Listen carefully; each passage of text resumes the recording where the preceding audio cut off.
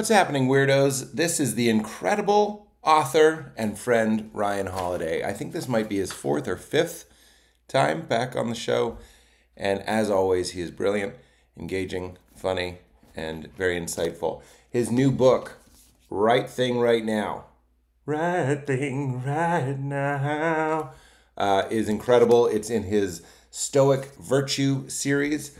He was talking about courage, he was talking about discipline, and now he's talking about justice, but in a very interesting way. I love this book. We talk about it. It's deeply emotional to me. It says on the front, Arnold Schwarzenegger is the pull quote here. It says, a message all of us need to hear, and I really, don't worry, I do the impression in the actual episode. But I think this is a message all of us need to hear. So check it out. Justice, as Ryan says in this little letter that came with the book, is the North Star, the moderating influence on all impulses and actions. It is not just justice in the justice legal sense. It is personal responsibility and character. So that's what this book is about. It's about character, good values, good character, and good deeds. I can't recommend it enough. It's one of those books that if you listen to it or read it, you just notice it throughout the day. You carry it with you, and it changes the decisions you make and changes how you behave in a good way. And that, of course, will change your life. So check out Right Thing Right Now. Check out all of Ryan's books. He's so incredible. But start with the new one. Let's shoot that thing up.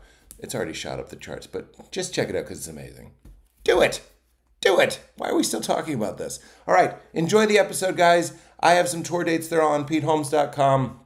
We just added Madison, Wisconsin. I'm about to be in Houston, Texas.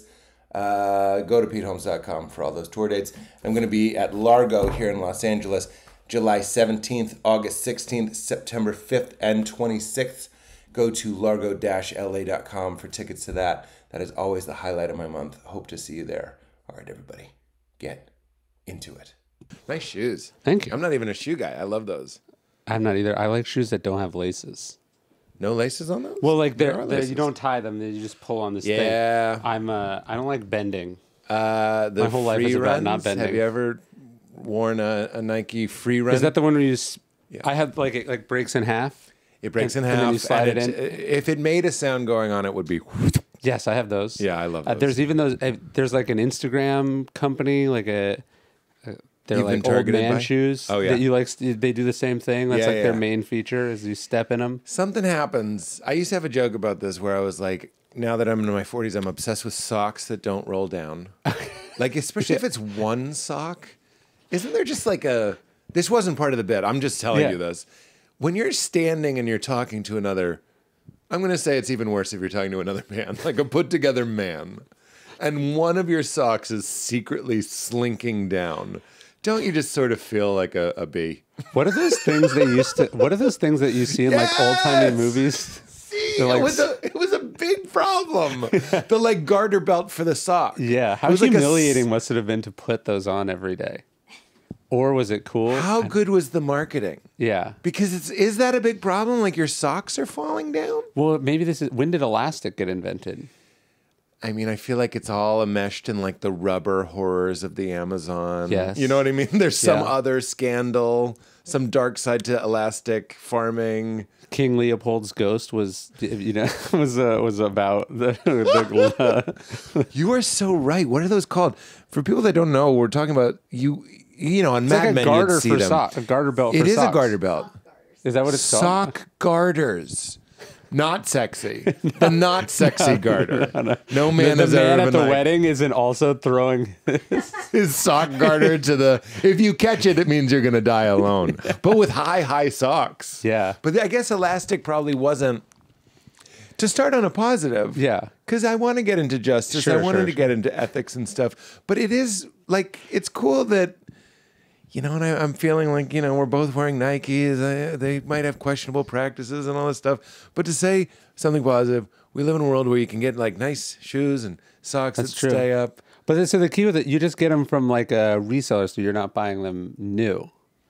I see. What do you mean? Like Nikes, they are questionably made, but I feel like if you're buying them secondhand, this is interesting. This is an interesting conundrum. It's slightly less bad because they already made them for somebody else. You, my friend, have accidentally. It's like you're touring around the mansion of my mind, and you just walked into a room that I spend a lot of time in. Yeah. Unbeknownst Yes, to you. yes. Meaning, I'm a recent new vegan. I took about a 2-year break from being a vegan. Yeah. And I really enjoyed it, to be honest. And then eventually, really, it's weird the way the mind works. One day I was just like, I'm a vegan again. Like, it just was cool. as clear as day. It was like, I don't know, it was like a remembering a part of myself. And I was like, I'm back. And I'm back. Anyway, we could talk all about that. But then, like, my daughter, I hadn't eaten all day. My daughter and my wife are not vegan. If my daughter makes a choice like that, I want it to be her choice and all that sort of stuff. And I encourage her certain ways, blah, blah. But she got a cheeseburger or something at a hotel. And I hadn't eaten all day. Yeah. Literally. And she did not eat this cheeseburger at all. Yes. And there it is. Yeah. And it's funny the stories we tell ourselves. We go, this is wasteful. It's going to go in the trash. It's going to go in the trash. Yeah. But there's something called a freegan. Yes. You know the freegans. Yeah, they eat them out of dumpsters and stuff.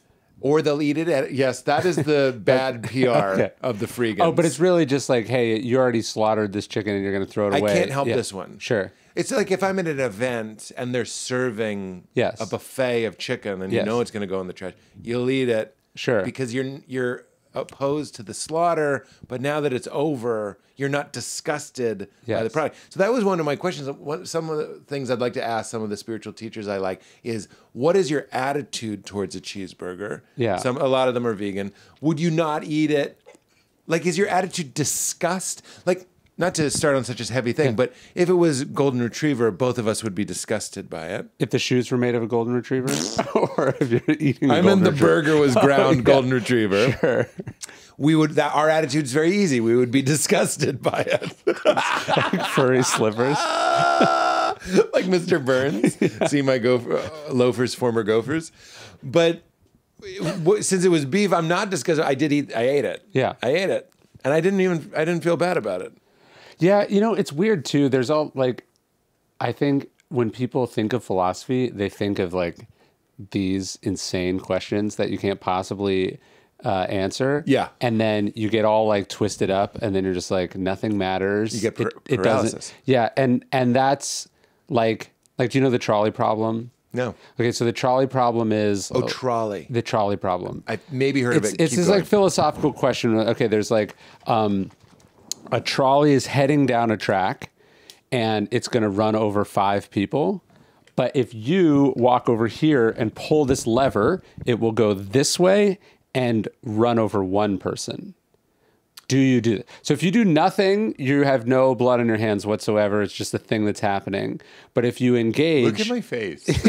I'm like on the edge of tomorrow. Yeah. Tom Cruise is immortal in my mind. So you pull the thing, and now you're intentionally killing one human being. Another person who was previously safe. Yes. You killed him. Yes.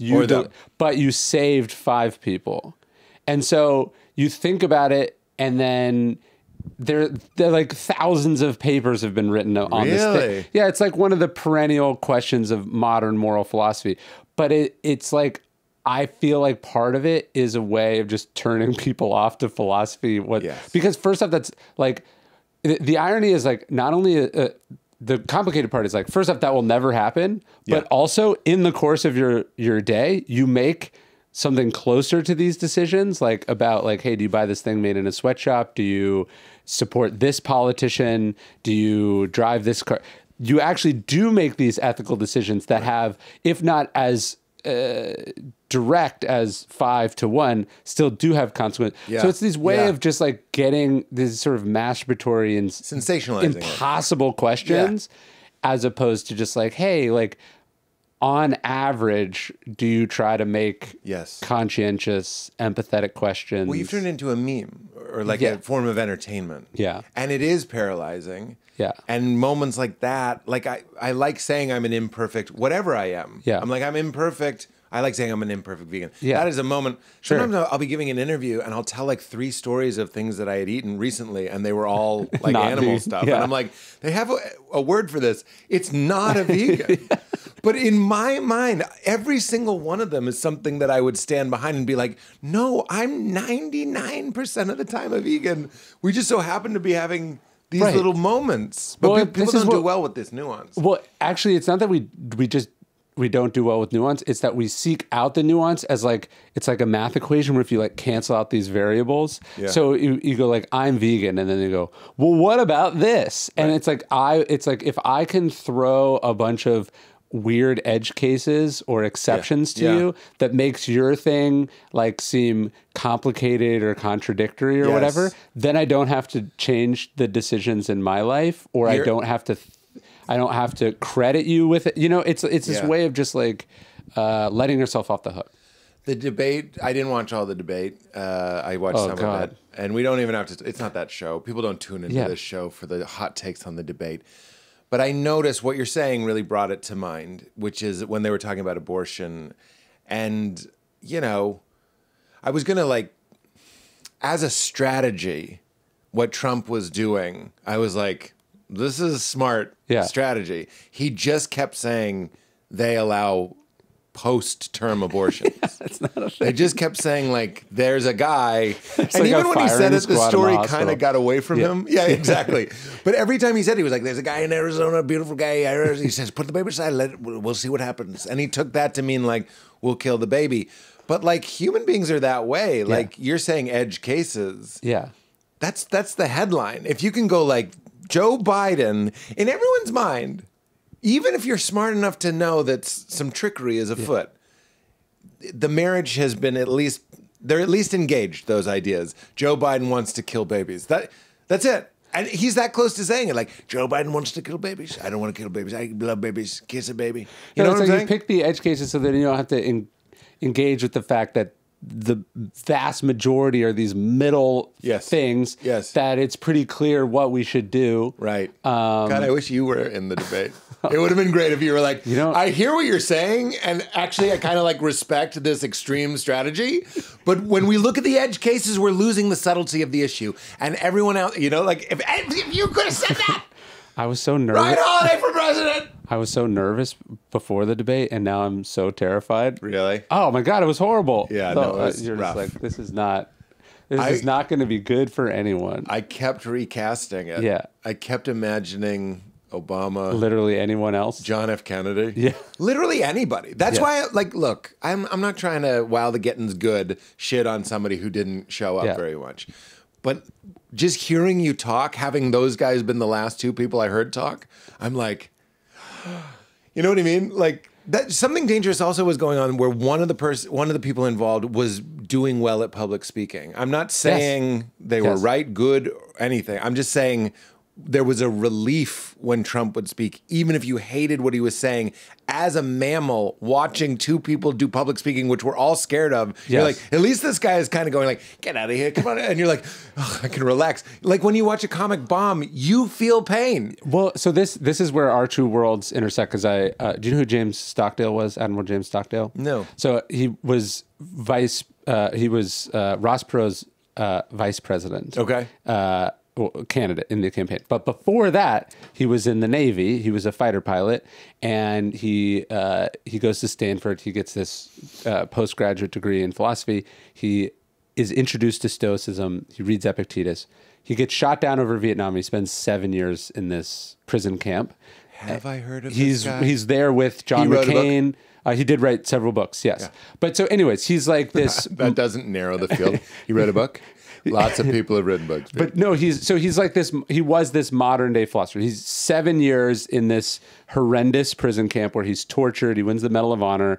Where he's like practicing Stoic philosophy in this, what he would call the laboratory of human experience. Anyways, he's like one of the few modern sort of students of Stoic philosophy. Look, sorry to interrupt, but that's an incredible hope-giving, like to frame that situation as the laboratory of human experience is like, gives me the chills. It's like the cleanest example of human hope. Yeah. And like what's so fundamentally unique about us. So he's shot down, he's parachuting in, and he supposedly says to himself, This is what he writes in his book. He says, I'm leaving the world of technology and entering the world of Epictetus, who's like one of the Stoics. Whoa. And it's funny, I interviewed like one of the other fighter pilots who was there. And I was like, so they would tap to each other like on the wall. They had this code language where they would tap to each other on the wall. That's how the prisoners would talk to each other. Whoa. And so he's there. He's like 22, and he hears like this tapping on the wall, and he decodes it, and it says,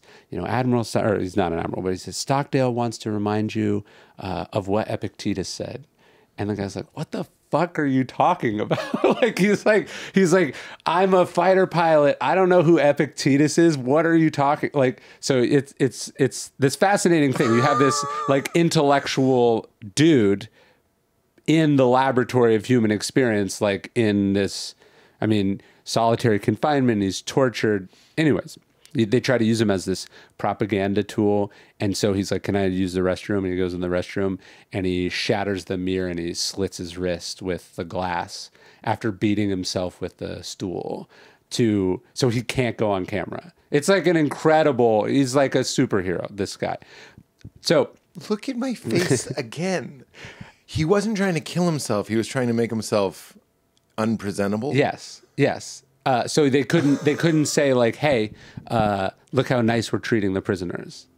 This is what he wins the Medal of Honor for. This is all prologue to what I wanted to tell you, which this is the prologue. So he's chosen as Perot's vice presidential running mate. So in the debate, he gets up there and he goes, this is the famous moment in American politics. He goes, who am I? Why am I here?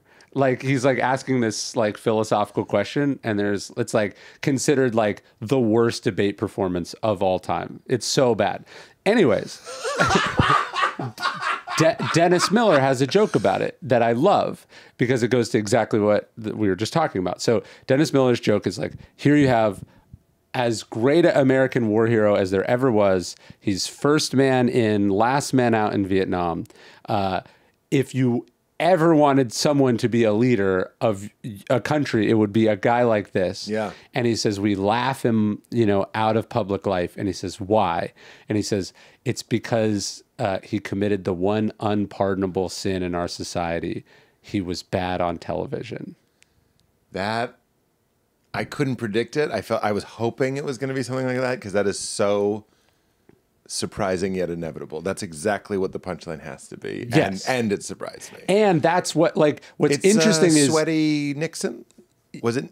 Yeah, the Nixon Kennedy debates. Yeah. Sweaty Nixon and Biden. I'm just like, he happened to have aged a certain way. Yeah. That is unpardonable in our society. Like, some old people can ride bikes and ski, and some old people, get all stiffed up. And he's that, right? Like put it like, I have no idea. I've never met him, so I don't know mentally where he is. But a bunch of the random tweaks of fate made it essentially he's clearly a good president. Yeah. He is not able to campaign for the presidency. I've said this on the pod before, but I'm going to say it to you to see what you think.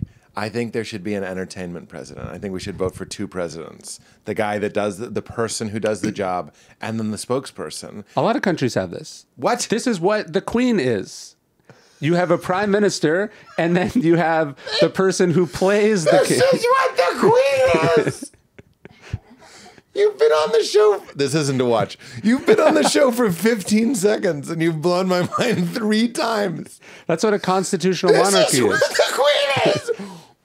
That's the whole system. That's what we should do. Yeah, you have the state personified in a bloodline or a representative. Other countries, like Germany, has a chancellor and a president. Yeah. And so one is like, does the ribbon cuttings and like meets the teams. And it was right there. This is my Wizard of Oz moment. Yeah. Or this is my Usual Suspects moment where I'm like, oh my God, that's a thing. Yeah.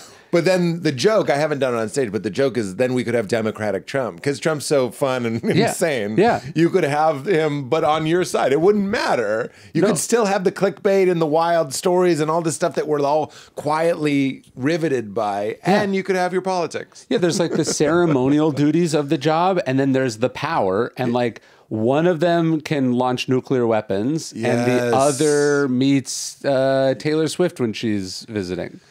with a limp handshake, I'm sure. Yeah. Just because that's how you are. You're mostly reptile. Yeah. You're a shape-shifting reptile. It's a lot to ask of one it's a lot to ask of one person, and you could argue that the skills are mutually exclusive. Well, this is the number of choices we make. And I'm 45 now. I'm starting to make this mistake less. I tend to go with like the most certain person, the most engaging. I'm obsessed with the movie Moneyball. I love the movie Moneyball, and I love the part it makes me tear up every single time when they're like square jaw, pretty girlfriend, tall. Yeah. I asked fucking what's his name? I can't remember his name. Aaron Rodgers. I was like, what are the chances that you're an incredible quarterback and you look like this? Like, but what are the chances? Yeah. Does the guy that look like that, does the coach go, this guy looks like a quarterback? Is that what we're doing? Yeah. Well, because I mean, the whole of reality? Basically, until like 1950, you heard about the president in the newspaper. And so, you were going off a name. Yeah. I mean, Lincoln, you read the Gettysburg Address. You didn't like watch this gangly weirdo. And apparently had a high, irritating voice like a trumpet. Yeah. I'm telling the guy who knows every esoterica about history. But did you know that one, Ryan? like Taft was like morbidly obese. You know, he would never survive. Right. Not that he was a good president, but you wouldn't have made it. Yeah. It's all filtered. Have you read Amusing Ourselves to Death? No. The Neil Postman book. Basically, he's saying that like because everything is intermediated by television, whatever the demands of television become the demands of it filters out information. So it's basically that's what Dennis Miller is saying is that if it's not good on television, it doesn't matter how good you are at the job. Right. You could be the most qualified, greatest person. And that is what seems to be going on in a big way with Trump, which is like, love him or hate him. This isn't the podcast where you say love him or hate him, but you know what I'm saying. Definitely hate him, but also... Yeah, definitely hate him. But what you have to admit, as I did watching the debate, I'm like, when he's on, I get like a little... Well, he's even if it's going to be like reality TV is a thing. It reminded me of The Apprentice. Yeah. I was like, he's apprenticing this shit. Yeah. Sorry, I got excited. Yeah, no, that's what Being bad on television, being bad at speaking. And I also think Biden, the old thing specifically, sometimes I catch myself being mad at my mom for being old. Oh, really? Because I'm like, you're my mom. You know what I mean? You're supposed to, like, there's this anger. And last time, this is kind of funny. It is funny. When I was with my mom not that long ago, like a week ago, she was eating like a muffin. And I swear she was like putting it above her head and like crumbling it. And it was like falling on her face. And she's like, and it was like, this is a Seinfeld bit, but you have the most experience eating. You should be the best at it. And she's crumbling herself. She's garnishing herself, basically, like a cake. Yeah. And then I'm watching her, and like, you get mad at the unfairness of the inevitability of age. I think something is going on. It's not just that Joe wasn't slick. He was like quivering. We can't handle it. Yeah. It goes, that's me. Yeah. I'm gonna, even the president is like, and you're like, then I'm gonna be like, well, yeah. And you hate that and you'll push it away. I had a weird experience. I did this gig in Colorado a couple weeks ago, and I stayed in this hotel that it was at a couple times, and I remember it being a nice hotel. And I get there late, and I sort of roll in. I'm walking to my room, and so these like winding hallways, and I go, this hotel is not nice anymore. I was like, it sucks.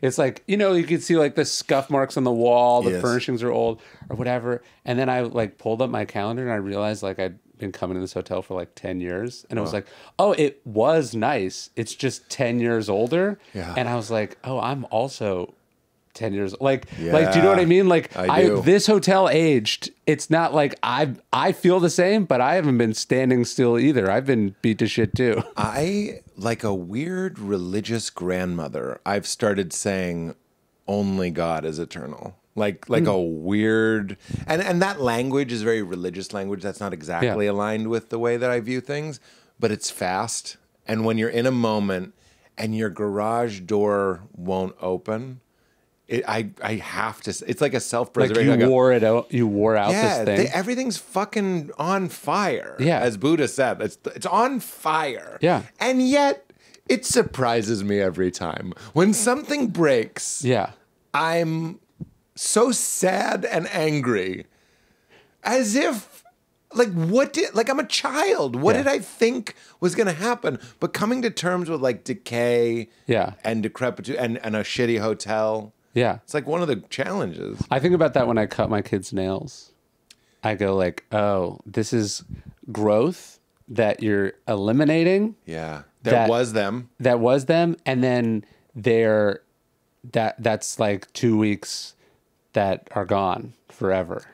Yeah. Or your haircut, you're like, oh, that was like that's one more month out of the calendar that you don't add. You're taking off a very big pile, but eventually the pile gets small. Right.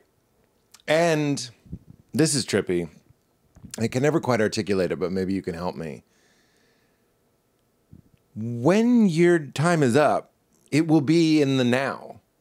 Yeah. I say this a lot, but I really think it's something that like one of our defenses against the thought of expiring, which if we embraced in a Stoic way would inform and improve our lives, is we kind of, or I'll say I catch myself thinking about my death as a third person event, like like a TV show. Yeah. And then I'll get hit by a bus. Yeah. And you're watching it from the other side of the street. And, and then you're still there after you watch Pete die. Oh, so this was it. But then the time, I've told this before, but one time I was choking, not a serious choke, but enough that I was scared. And I was like, it's weird because when that's happening, that's the whole of your experience. It's just the choking. It's not like you're choking and there's you going like, well, like it's just that. Sure. Do you know what I'm saying? What I'm saying, I guess what I'm really saying is like time doesn't exist. And it's moments like that that really show you that all you have is the present, and the present is your reality. And the moment of your passing, the only thing that will be happening is the thing that you really, really, really like biochemically do not want to happen. That's a pretty sticky pickle. Well, one of I think the most beautiful, but also morbid ideas from the Stoics, so Seneca says it's wrong to think of death as this thing in the future that you're moving towards, or that like happens once. Yeah. He's saying death is like just happening now, always. Not like people around you are dying, which that's also true. But like, no, the time that passes is dead. Yeah. And so you're dying constantly. So if it's wrong to think of death as this singular instance as opposed to literally everything. So as you're watching the second hand tick by on your watch, that's death. Yeah. It just, at one point, there's no more death left. The whole thing was death. Yes, the whole thing was death. He says we're dying every minute, or we're dying every day, which is an interesting. And so that's why, like, when I'm cutting the nails, I'm like, oh, that's death. That's 2 weeks of death. Yeah. As opposed to they're young, where everything's good, and then hopefully in the future, a long time in the future, this thing will happen. And that's not actually, no, it's always happening. And so when you give your time away frivolously, or you hang on to that's a form of death. Right. Which, we're back to the trolley thing and how certain things can make people frozen. Sure. Like a conversation like this could make you frozen and go, like, what's the point? I struggle with that a little bit. I see people like having a peak experience, and I'm like, yeah, it can't just be peak experiences. This is why I'm interested in spirituality. I also really love your book. I found your book, I don't know, when I say oddly, I'm guessing that it wasn't your intent. Oh. Here it comes. Oddly stirring. Like, I found it very emotional. Huh. I was getting very teary. Yeah. I was listening to it and I was reading it both. But like, specifically driving down today, I listened to it for a good hour before this, and I was like crying. And you're just talking about Truman being a man of his word, and I'm like, I got very like that's why I say oddly. Like if someone's pulling at your heartstrings, you're like, oh, you were trying to make me cry. I'm crying that Truman would pay for his postage if he mailed a letter from the White House. See, it's funny what we quantify as peak experiences. So peak experiences are like that time I jumped out of an airplane, or, like awesomeness is like, you know, this person, Michael Jordan in the flu game, or, you know, it's like these like amazing moments of human greatness are always these like very high things. And I think what I was trying to do in the book, but what's also gotten me excited lately is just like when somebody does something that's like they didn't have to do. Yeah. Or that like they could have gotten away with, or like isn't the easy thing, and they do it. And like, so like it's a very rare spice you're selling in this book. Well, the thing about Truman was that he was so ordinary, and one of the people that knew him was like, everyone says that, but he was one of the most extraordinary people I ever met because he did stuff like that. Yeah. Like he was like, no, this is a personal letter. I'm going to pay for it. Or he didn't take the cush post-presidency jobs where we have a presidential pension because they were legitimately worried that Truman would end up broke. And he said that, this is fresh in my mind. He's like, I'd rather die in the poorhouse than take some bullshit job where you're just giving me millions of dollars for nothing. Yeah, and look, I like Obama. He's made like $200 million post-presidency, like giving speeches and like consulting deals and production deals with Netflix. It's not morally wrong necessarily to do it, but it's really impressive when someone's like, no, I'm not doing that because I think there's something wrong with it. Right. And there's a sweeter fruit on the tree. Like the phrase, it's its own reward, I found was very stirring. I was listening to a podcast recently, and they were talking about it was called the Emerald Podcast, I think. They're talking about the uninitiated nature of all men. All grown-ups are boys, and no one's been broken, reduced to ash, and then forced to face their meaninglessness, and then reanimated as adults. We're all just children, and I'll include myself. I can't say as a whole, but certainly have some childish elements. And he was saying like the philosophy of people seems to be, and you say this in the book, what can I get away with? Yeah. And I was like, your book also kind of makes me feel sick sometimes, because in the way that I think you intend, because you're like, oh, I've been indoctrinated into a system. When you say that Obama, who I agree, good president, $200 million, it's not immoral. Yeah. And you're also kind of like, it's a little gross. It's not Woody Guthrie's not grabbing the guitar on that one. Yeah. And that seems to be what's going on, is like, what can you get away with? And someone like Truman and some of the other examples in the book are just going like, and certainly Marcus Aurelius are going like, no, there's a humming, neutral place that I abide in and spend most of my time in that is informed by these types of decisions, and it's disrupted. If I take the 200 million, my resting state isn't as peaceful or equanimous or whatever you want to say. Is that, am I in the ballpark? I think, and you think you feel this pretty intensely if you do any sort of creative profession, because like there's things you could do that would make you money, but you don't like. And so you feel that tension on a pretty regular basis of like, I think this sucks, but I know it will sell. Do you do that thing or not? Right? That's I think like an area that maybe is less polarizing or complicated for people to understand, right? Because when you start to get into specific policy things or moral things, and people have different opinions, but like, just like when you're in a creative field, that's something you're thinking about all the time. Like, are you making what you want to make, or are you making what you think the audience wants to make? And the tension of that. And like, we really admire people who like stick to their guns. They have some kind of North Star of what they want to make or what they feel like that art should be. They stick to it. Yeah. And so when we're talking about justice, it's weird that we exclusively think like the justice system or the law, when there's all these other much more accessible, practical, and daily decisions that I think are much more interesting. And like, if just everyone made more of those decisions, the world would probably be a better place. Right. It's like the moral version of if everybody was vegetarian one meal a day. You ever hear those statistics? Like, it would save this much water or whatever it is. Yeah. If everybody made one small, instead of the trolley problem. Yeah. Just some small. I thought this would be fun, and I hope you're not getting too much of this.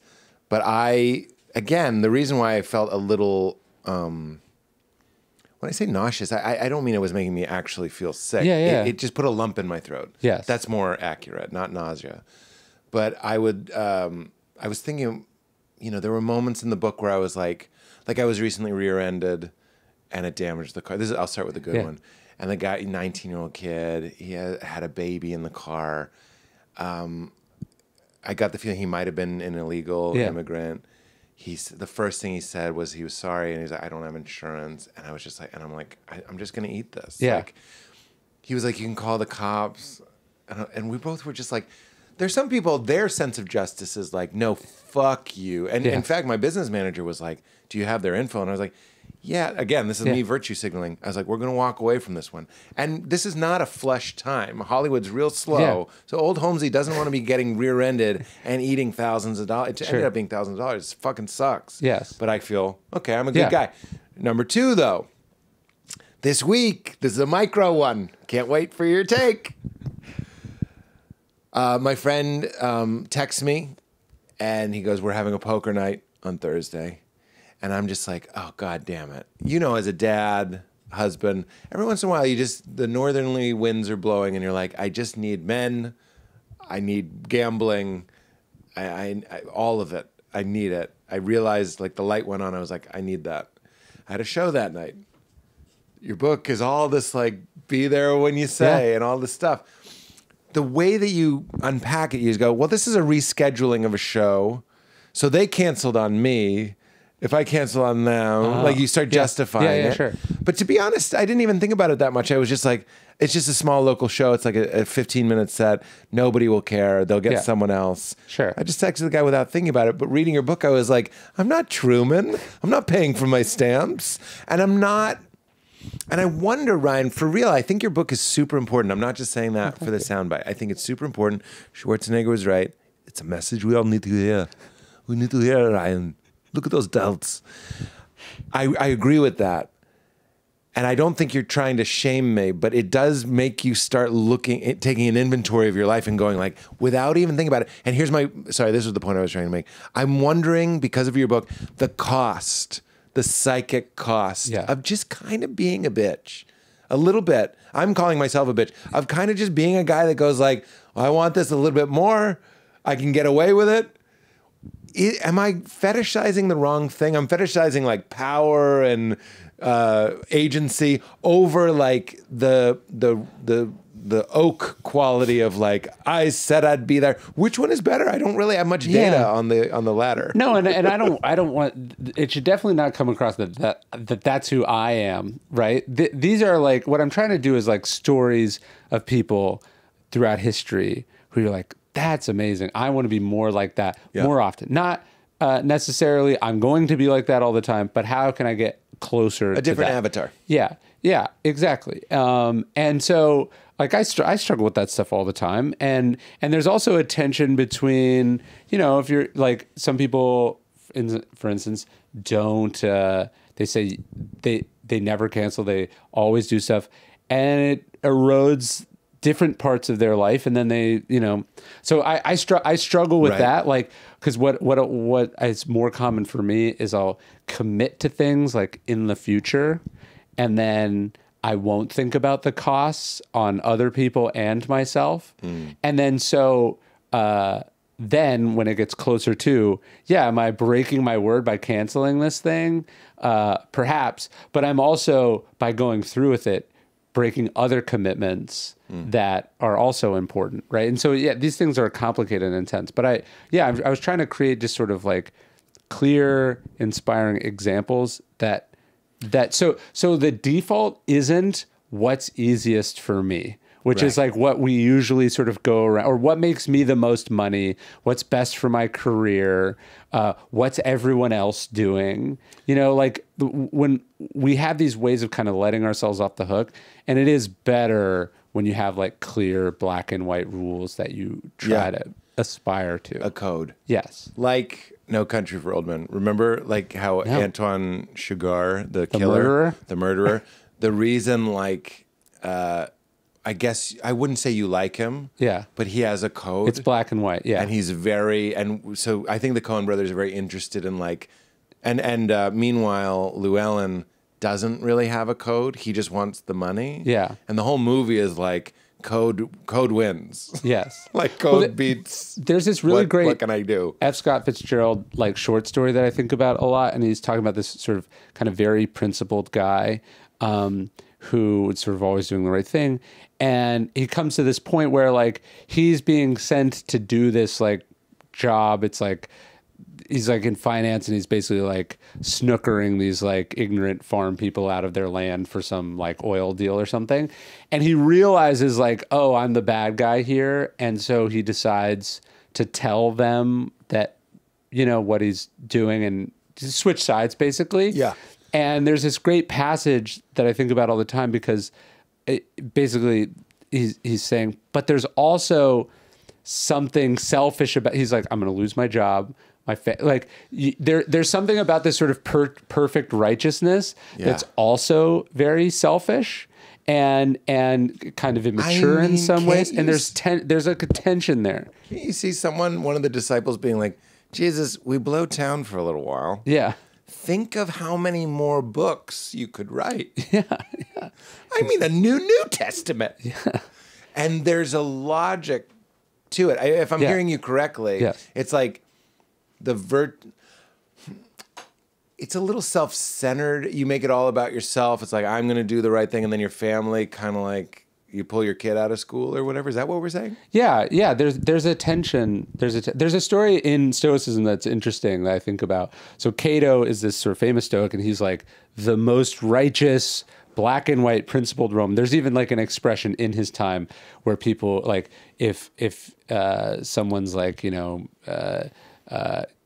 got sticky fingers or whatever, they go, we can't all be Catos. You know, that was like, that was his reputation, that he's perfect and no one else can. Wow. And so this guy, this guy, Pompey, comes back to Rome. He's like the most powerful general of all time.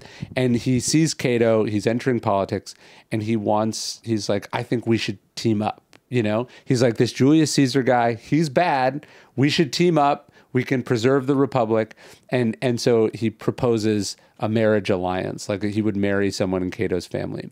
And from what we know from the story, the women in Cato's family are on board with this. They're like, yes, right? And they like the match. So it's not like he's like, oh, I'm not going to... it's not about that. There's no consent issue here, right? Yeah. And Cato says like, he says, I will not be bribed by way of women's apartments. This is a quote, but he's saying like, you can't get to me through these people, right? And so he rejects Pompey. And so what does Pompey do? He still needs a political patron. So he marries Caesar's daughter. And so he brings about the fall. Cato ultimately gives his life. He commits suicide in protest of Julius Caesar, refuses to sort of give up on the Republic. Ultimately, his daughter, Portia Cato, one of the few female Stoics, is Brutus's wife. So this is like they give everything to fight Caesar. But like, had he just been a little more amenable and made a deal, which is what politics is, none of it would have happened to begin with. Right. And so I think one of the things I try to explore in the book, and I think a lot about, is like, yeah, you have to have this code, and you have to, you know, if you're just like the person who's always making exceptions, you have no moral backbone, and that's not what we're talking about. Integrity is the thing that costs you, and at the same time, there can kind of be this like purity or self-righteousness that comes from our code or our sense of justice that makes you utterly ineffectual and able to do anything in the world, and there's a tension there.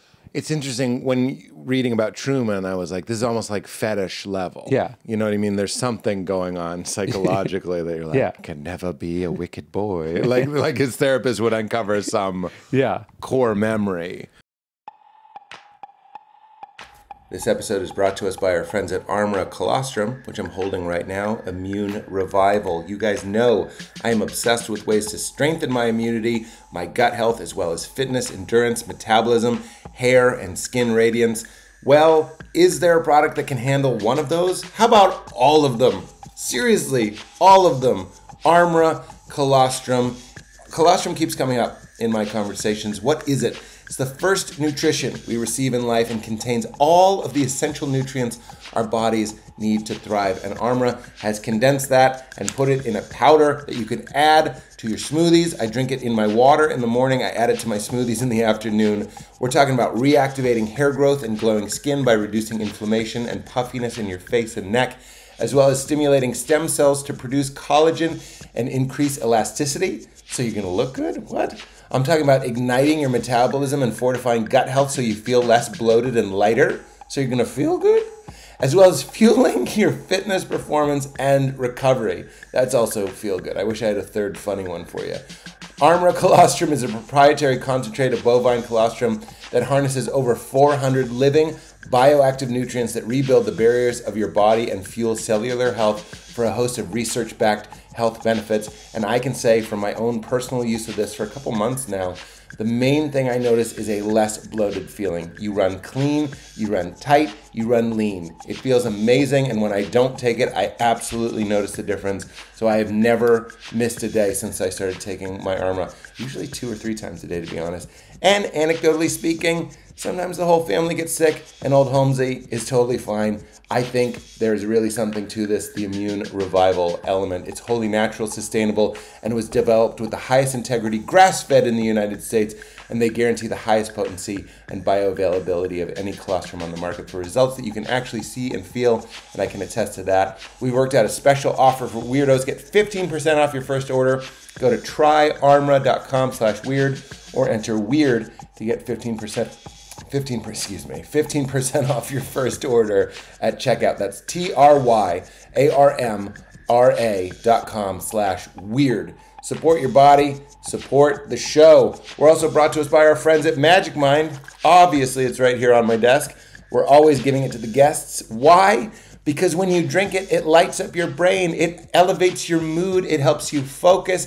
It helps you engage. It's like athletes have Gatorade, now creatives have Creatorade. And I absolutely swear by Magic Mind. When I have 5 seconds to explain it, I go, it's matcha for a little bit caffeine, it's nootropics to help your brain function, and it's adaptogens to help you calm down. So it's this perfect mix of an up with the caffeine and a calming with the adaptogens, putting you right in that sweet spot in the middle, and adding the nootropics to help you focus and to help you concentrate and work or just kind of engage with your life. Don't expect wired, expect dialed in. I'm talking about 30% more done on average, 5 to 7 hours of 30% more productivity after drinking.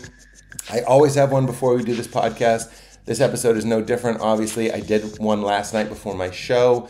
Helps fight off brain fog, procrastination, fatigue, and some ADD symptoms, getting you into that flow state. That's what it is, flow state in a bottle. So support your mind and the show. Go to magicmind.co/weird and use my discount code at checkout, WEIRD, for a limited 20% off. That's magicmind.co/weird, or use promo code WEIRD at checkout. Support the brain, support the show. All right, everybody, back to the episode. And what you just said brings to light, and I have a feeling that I'm not alone in this, is that the father, I think of my father as very American. Yeah. Very American. And I'm not saying that as a bad thing. And what my dad is like a real, I'm trying to think about it. Like, I'll tell a story that feels like my father, me being like my father. I've told this story before, but I did a show at Disney World, and I was very pleased with myself. I was like, this is fun. I'm doing a corporate show at Disney World. This is over 10 years ago. And after the show, I'm going to go into the park that's open late, which was Epcot. It's open till like midnight or something. The show's going to be done at like 10. I finished the show. I'm like, I'm going to walk around Epcot. Like, it was a real peak moment. Yeah. I love Disney. I just did a show, and the feeling of having just done a show is one of the best feelings, and then to also be at Epcot. Yeah. I was really looking forward to that. And also, show all my cards, I'm like, I'm a special boy. I'm a guest of Walt. Yeah. You know what I mean? Like, Walt asked for me. I do the show. I go over, remember this vividly, to Epcot. I have like a lanyard, and I'm like, hello, let me in the park. I didn't say that, but I was like, I just did a show. They said I could go in this park. They go, you need very sweetly, Trey Disney, you need a ticket. And I'm like, oh, where's the ticket booth? They're like, ticket booth closes at 6. And I'm like, it's like 10 o'clock. I'm like, well, I can't get a ticket. I'm only here one night. I wasn't being. Yeah. I would tell you if I was. Someone had given you a set of rule or told you something, and you're just trying to cash that check. I was just trying to do what someone had told me I was able to do. Yeah. And I'm going, I just did a show. I just finished. And they said I could go in the park, and they're like, I'm sorry, you need a ticket. This girl's like, she looked like she was 18 years. She looked like she was in high school. She's like, I'm sorry, you need a ticket. And I was like, I'm just one guy. I just did the show. I did all my things. Yeah. I was like, I'm not trying to get you in trouble. I'm just gonna go. I just want to go in the park. And she won't budge. But I can see in her face a level of understanding. She wants to let me in. Yeah. I can see that. It registers as like a twitch in the eye. There's something where I can see there's a human being that believes me and just wishes she could. Yeah. But she's stuck. She's bound by her code. You need a ticket to get to the park. She just doesn't want to get in trouble if you're wrong. Exactly. Yeah. A woman with a baby carriage starts going through. They open the gate for this woman. So there's a turnstile and then there's a gate. And I just start following the woman. This is very my dad. Yeah. And I just go, I promise, if anyone asks, I will say you tried to stop me. It's like a movie. I go, I will tell anyone that you did everything to stop me. Yeah. And I just kept walking. And she was like, she was kind of like, no, like very half-heartedly trying to stop me. But there was, anyway. How stressful was like the part where you turned your back and then the couple feet of walking before you disappeared from view? You know that like high-pitched violin in the Bourne movies? That's like, it was like that. It was like, I felt like I was walking away from an exploding car. And you go over a bridge into international territory. I was like, they won't extradite. The first country you go to is France. They won't extradite me. And I got there and you get in the crowd. And then you're free. And you're free. Yeah. And it was one of the best nights of my life. I was still drinking. I went to Japan. I got sake. And on the way back, I was like going in every hotel pool I saw. It was one of the most beautiful nights of my life.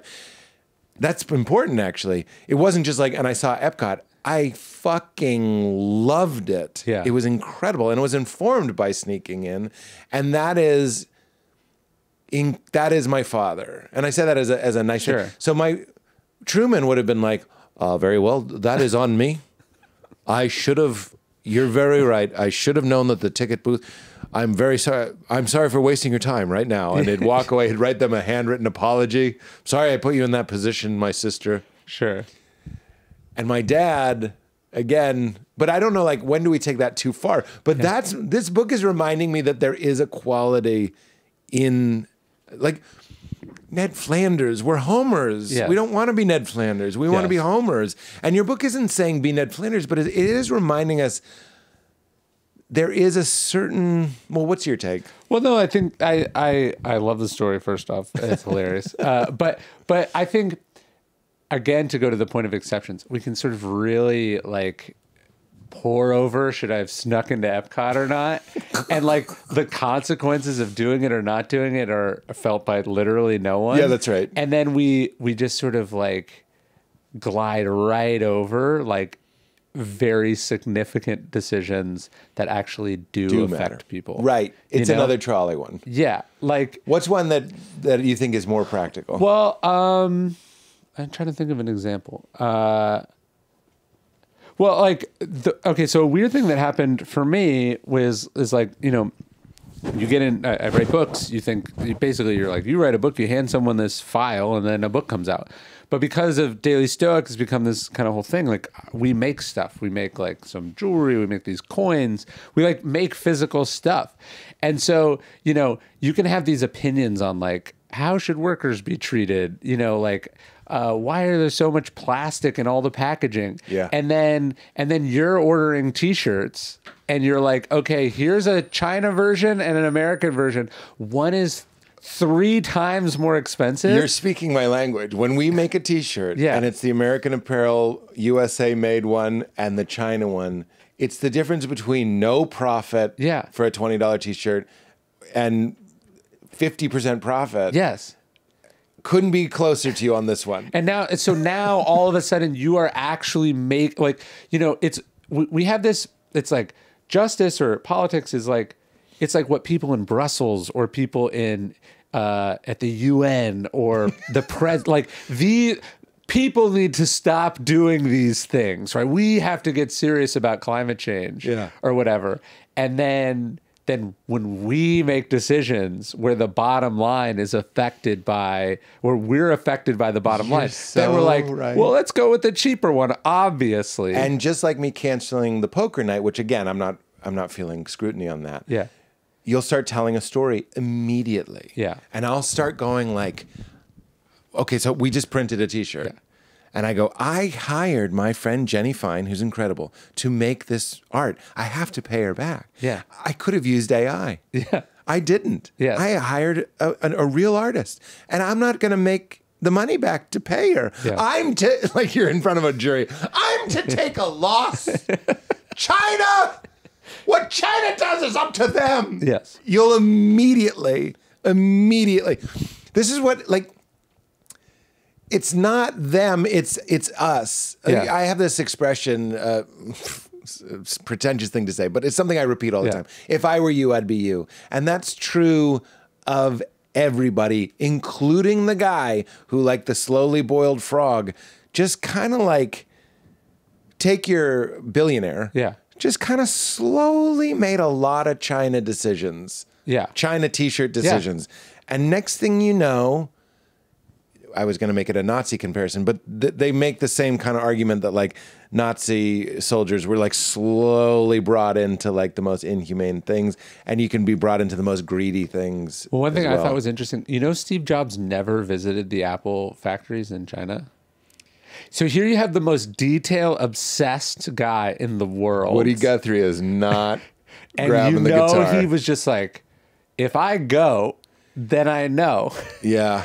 And if I don't go... Well, I don't think Jimmy Dean's ever been to the pink sludge sausage factory. Yeah, there is this, if we don't think about it, then we don't have to make decisions. And that's what I mean is, and that's what I'm hearing you say, we're doing the same thing, and that corrosive quality, it is a little bit like a virus. We do it small here, and the next thing you know, you're over there. Well, we go like, why don't these politicians, like, oh, yeah, sure, they might lose their job or an election, but it's the right thing to do. And it's like, have you literally ever done anything that imperiled your career in any way? It's the Chris Rock joke about steroids. He goes, if there was a pill that made you better at your job, everyone would take it. Yeah. Everyone would take it. And you're mad that these tree trunk humans are hitting home runs for you, for your pleasure? Yeah. Shut the fuck up. Like, that's true. Yeah. That's real. But it's like, we tend to think it's like, oh, what I'm doing is on a small scale, so it doesn't matter.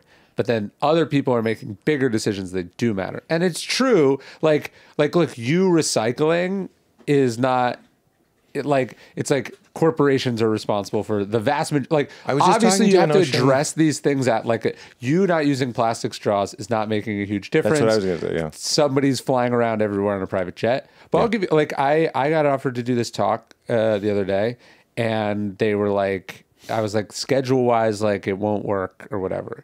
And they were like, well, they'll send a plane. And I was like, oh, that's cool. And then they're like, and I was like, it would literally just be me on this plane. They're like, yeah, it'll send you. You go there, you come back. And I was like, like, that seems horrible. I don't know. That would be a awkward feeling, you know? Yeah. And I was like, I look at, this stuff online of and I go, I don't need this. And I did. So in that case, I didn't. There have been other times that I have done stuff like that, of course. But there's just like, we think it's like other people need to do these things. Yeah. But then we don't. And actually, one of the really cool things, though, about like the way that the internet has sort of democratized stuff is like, it used to be only the heads of department stores were making these like, what factory are we going to use decisions? Yeah. Right. And now, no, you are an Instagram influencer and you're selling this or that. You actually do get to make these decisions. And I think part of it is just like the decision to go like, hey, like there's a Confucius thing about like acting as if like the fate of the world is on your shoulders. So basically just like going through the world, it seems egotistical, but it's actually not. Going through the world and going like, the decisions that I make matter. I'm the vote that decides this election. Yeah. Me doing this is the policy decision, and just choosing to actually do that instead of just going, well, I don't matter, so I can do whatever I want. I would walk that even further back from a vote to like, this is going to sound very new agey, but like what we say, how we always use the example of a smile. You could stop a murder with a smile. Yeah. Not your own murder. I mean, like the ripple effect. Sure. Of it. And this stuff, it's when I get really frustrated. It's like you have to be stoned to really be like, whoa, why? I get mad. I'm like, why? In our everyday, I think because when you're stoned, maybe you're like still, maybe you're quiet, you're listening to your own thoughts, whatever it might be. And I'm by the way, I'm not advocating for or against weed. I'm saying you can also cultivate that quality that you can just get still and quiet and be like, holy shit. Yeah. The way we're interacting to one another, and I don't, irrespective of the people that will listen to this later, huge. And that's what they don't want us to know. I know there is no real they. I'm just saying, like, do you know the starfish story? Like the story of the starfish? Love the starfish story. Yeah. Tell it. No, but the idea, so this kid's at a beach and he sees all these starfish washed up on the beach and he starts throwing them back in. And the sort of cynical adult says, well, you'll never make a difference. It doesn't matter. Yeah. And that's the voice that comes to us and goes, hey, like, it's the farms in Central California that are using all the water, your decisions don't matter.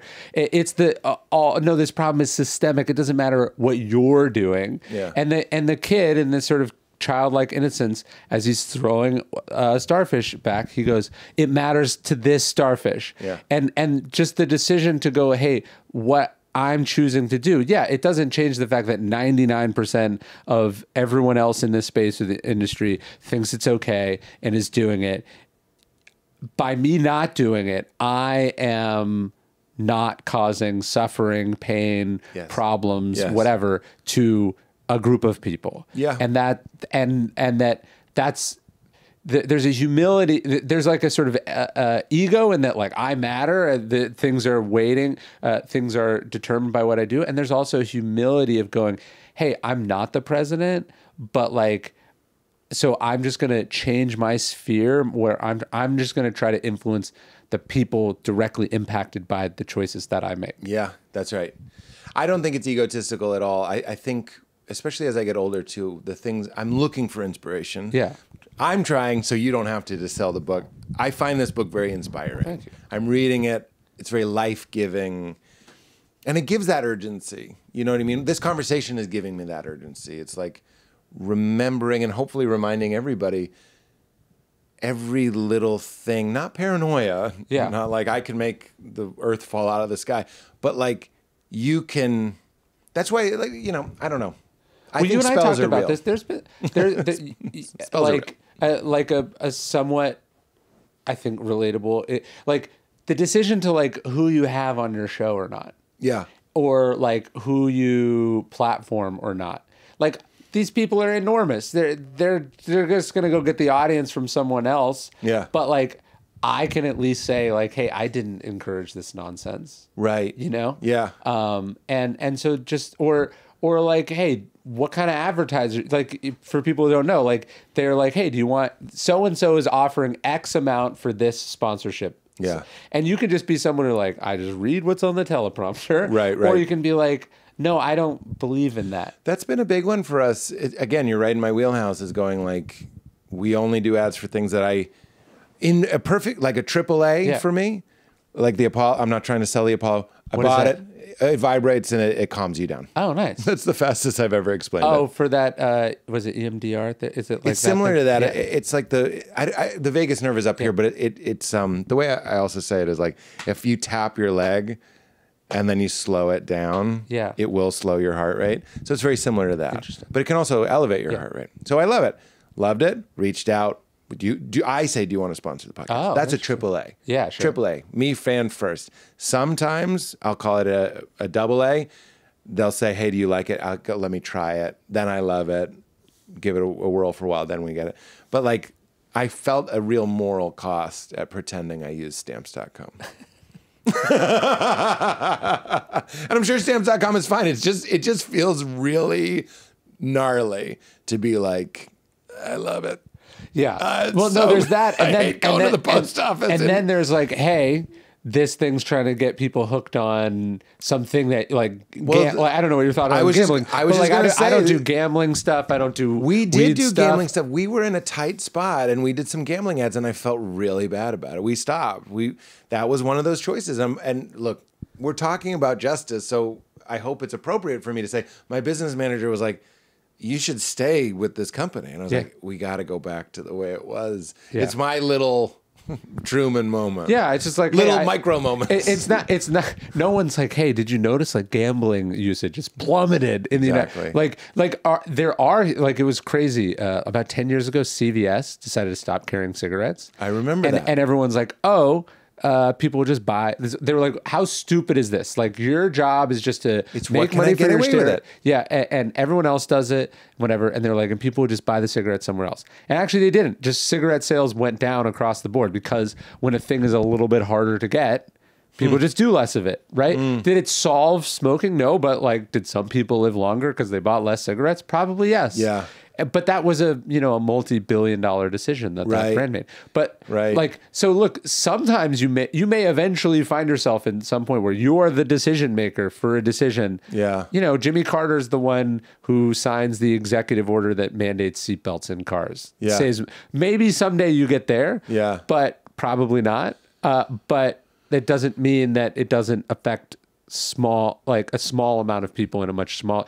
And like, we also tell ourselves, we're like, okay, someday I'm going to be president, or someday I'm going to witness something. And then I'm going to be like the witness in the movie that speaks the truth despite all the intimidation, whatever.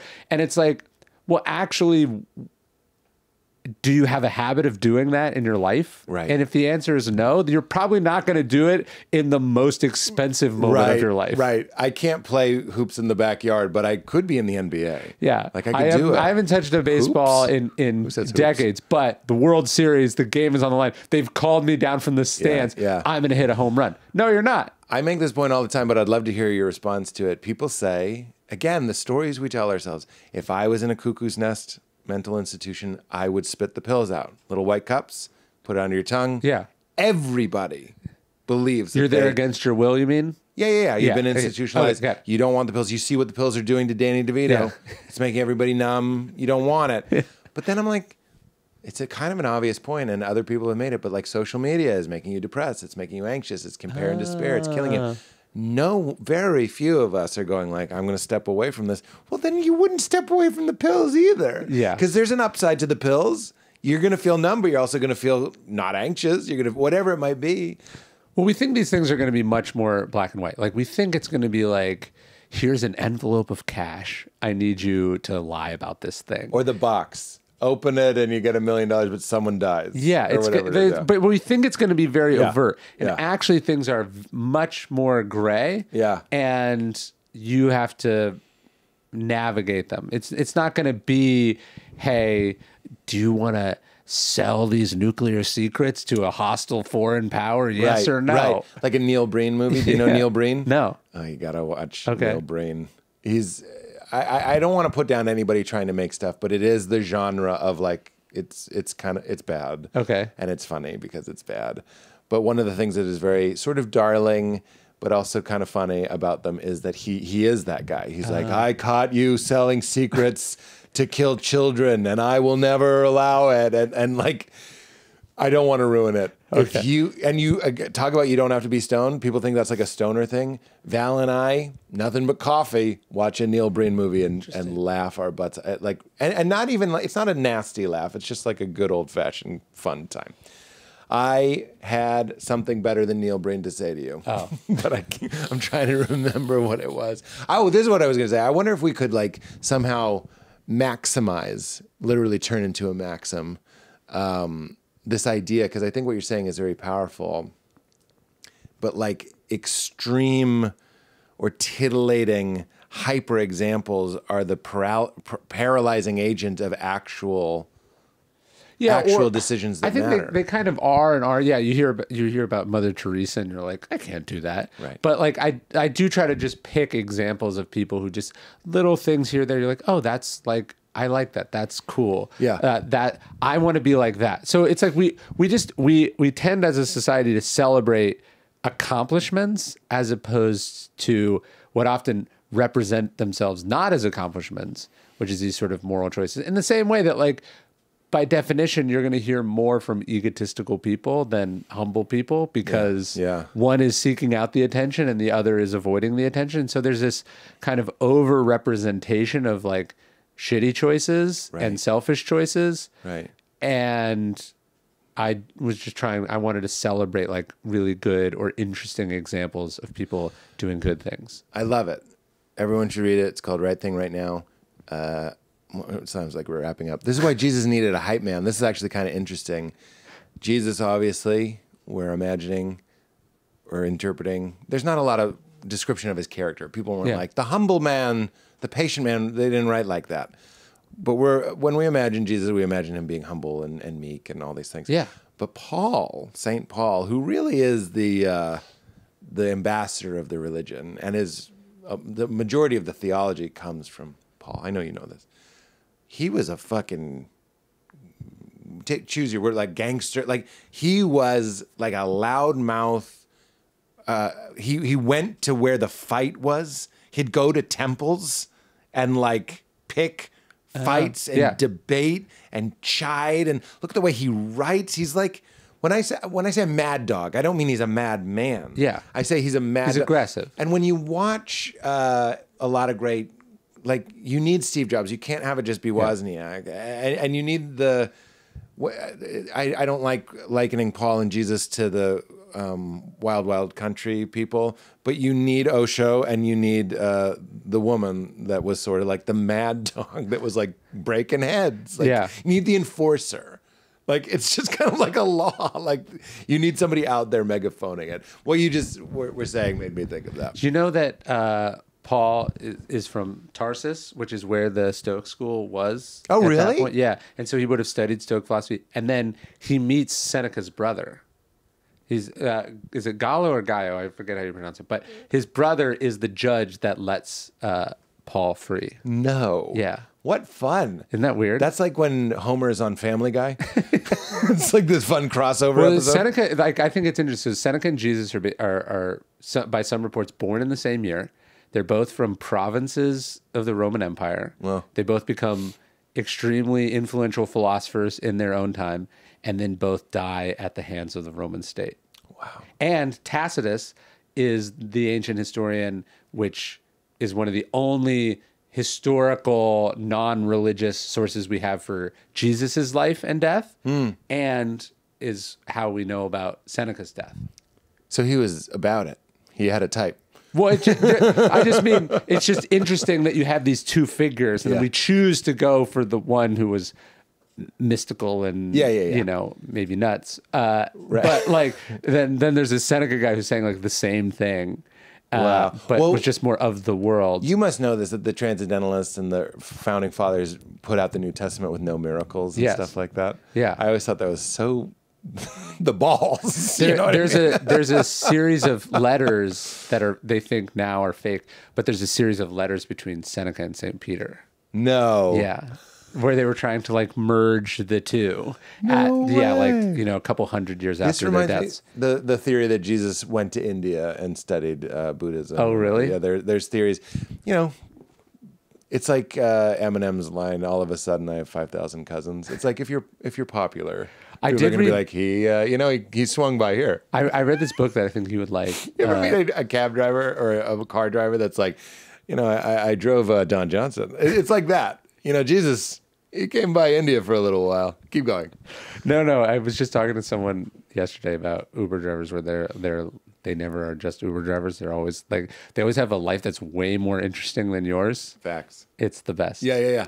And I've had conversations with some drivers, Uber and otherwise, where I'm just like there was an old black man, I'll never forget him, who started telling me about non-duality. I was like, what's going on here? Like, he just started kind of out of nowhere. Yeah. And I was like, I didn't say this, but it was like, sir, you don't know who you're talking to. Meaning, you don't know who you've met today. Like, I'm so excited by what you're saying. I'll never forget him. This episode is brought to us by our friends at LMNT. LMNT, pronounced element, is healthy hydration. It's sugar-free, junk-free electrolytes. We're talking about salt. We're talking about magnesium. We're talking about potassium. I love that I said salt. Sodium, magnesium, potassium, which is how you can flood every cell of your body with optimum hydration, which of course helps your brain, which is one of the main reasons I start my day with LMNT. Helps your body, helps prevent brain fog, cramps, fatigue. You know being hydrated is super, super important. But we also know, growing up in the 90s like me, that if you wanted to drink an electrolyte drink, it was basically a flat soda. There was going to be tons and tons and tons of sugar and other junk in there and dyes and artificial crap. You don't need. LMNT is the answer to that. This is sugar-free, tastes fantastic. It's sweetened with stevia, which means it tastes amazing, goes down smooth, and there's like 5 calories in it. So it's wonderful when you're fasting. It's wonderful after a workout. It's wonderful just to jumpstart your day. That's basically what I do every day. I start my day, as Dr. Huberman suggests, with a sodium drink. LMNT is the one he loves. LMNT is the one I love. Get it in you. You feel it. My friend said recently to me she loves LMNT as well. She goes, it's better than a cup of coffee. It does give you that boost because when your body is hydrated, it is healthy, it is energized, it is ready to go. But, too many people are just drinking water. You got to get water and electrolytes. I love the watermelon salt. I love the mango chili.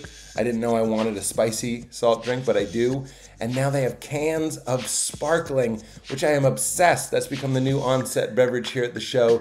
And they have black cherry lime, which is an incredible new flavor that comes in these awesome big cans, quenching your thirst, but it's also just a delight to drink. And if you fast, if you ever do any type of fasting, intermittent or otherwise, LMNT is a wonderful way to support your body and to supplement yourself while you're not eating too much food. So you can go. What are you going to do? You're going to go to drinklmnt.com/weird and use promo code weird to get a free LMNT sample pack with any order, so you can try all of the flavors.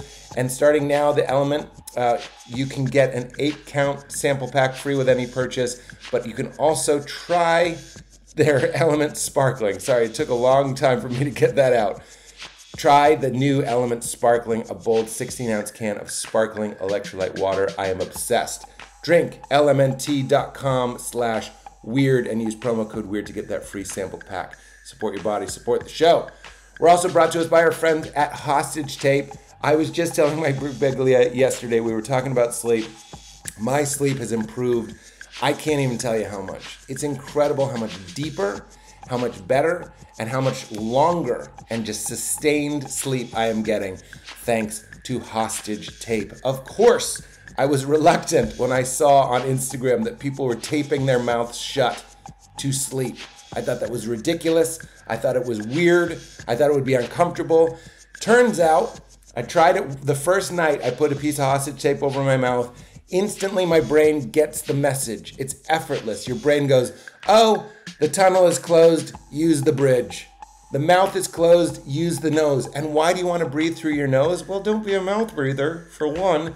But it means getting 20% more oxygen. It means reducing the risk of sleep apnea. It means help with snoring. In my case, eliminating it entirely. It even helps with oral hygiene and bad breath. So all of those things mean a simple piece of tape makes you sleep better. You can sleep better tonight. The first time I tried it, I haven't gone back. I am completely a believer. I love it. I absolutely love it. And what I love, I've actually, I tried an off-brand mouth tape once, and it smelled terrible. It smelled like chemicals and adhesive. It ripped my facial hair out when I took it off in the morning.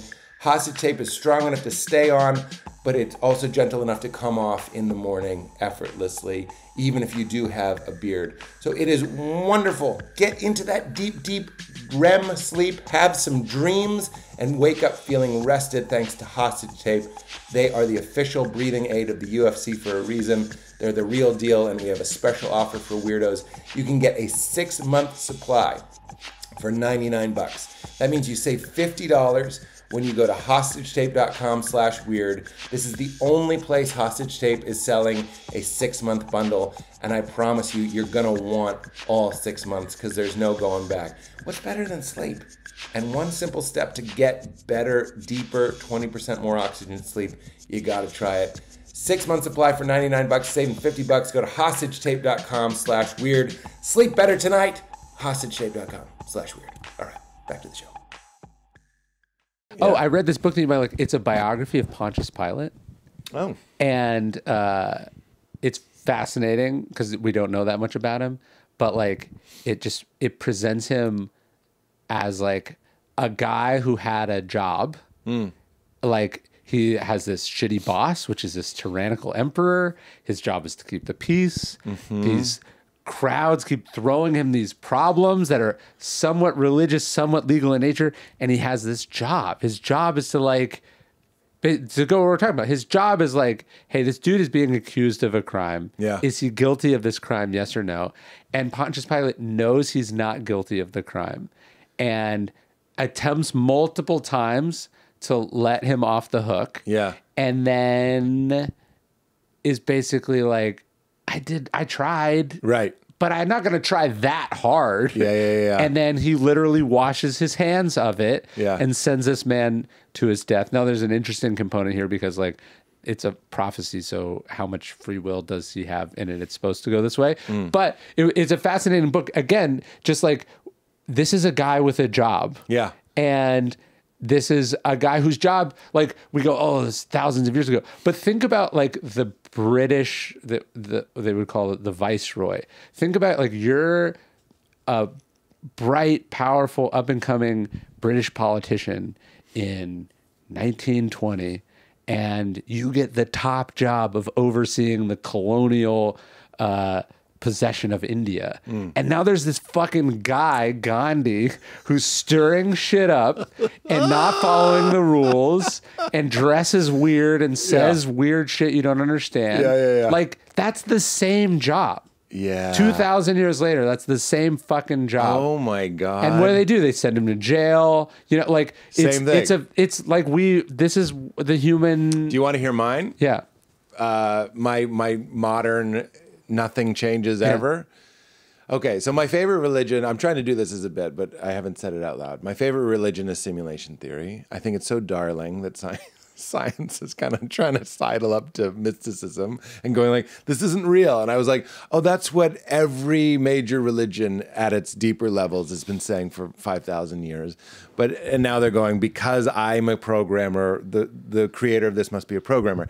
That's fine. That's normal. Yeah. My other example of that is like when humans invented aqueducts, we thought the brain worked like aqueducts. When we invented a computer, we thought the brain worked like a computer. Yeah. And now we think reality, the programmers and the computer scientists and the scientists and the physicists, they're all saying like, God is like me or my highest virtue, that it's like, and that's fine. Sure. I do the same thing. But where it gets really kind of, again, darling, and I'm saying that to be comically condescending, is they're like, an AI will evolve. So to a godlike level. And I saw somebody on the Lex Friedman podcast being like, and the first thing we should ask AI is how can we escape the simulation? Yeah. And I was like, you mean Robo-Jesus? Yeah. That the simulator enters the simulation. He's not born, so it's a virgin birth. We don't make him. It makes itself. It's an inevitable thing. And it is greater than us, and it's benevolent, and it will help liberate us. It'll wake us up and bring us out of the simulation, in the world, but not of the world. Like, this is not my world home. I'm just passing through. I was like, it's fucking Robo-Jesus, guys. Welcome to the party. Yeah. What? Get some bread and wine in here. It's the same shit. Yeah. And for comedy, I'm like, look at you silly bitches. But like, really, I'm going, I also see solidarity in that. It's like we're all kind of looking at the same story. We're perplexed by the same yes, exactly. inexplicable parts of existence always. Deeply confused. Yeah. And when I say darling, I think it's sweet to go, AI will save us. In the same way that it's sweet to say Jesus will save us. There's something humbled and broken and human about it. Yeah. To go like, I'm not in charge here. The podcast I was just listening to about AI, it's like we unconsciously, like Loki in the Avengers, we crave something to put us in our place. They were like, ever since we've been talking about robots, we've been talking about robots taking over humanity. And he traced it back to some like Greek play, not like an ancient Greek play, German play. The first use of robot was in a play about how robots take over humanity. So we've been telling that story. So what are we doing? It's like, one, we're absolutely enthralled with mystery. And two, he thinks it's very kind of Freudian, it's very deep psychology. Like we have like a, please squash me. I know I shouldn't be steering this ship. Yeah. I know I'm not steering this ship. Will you be my master? Will you be my master? And AI is sort of both of those things. It's mystery and it's like finally a lord, something we can say Lord to.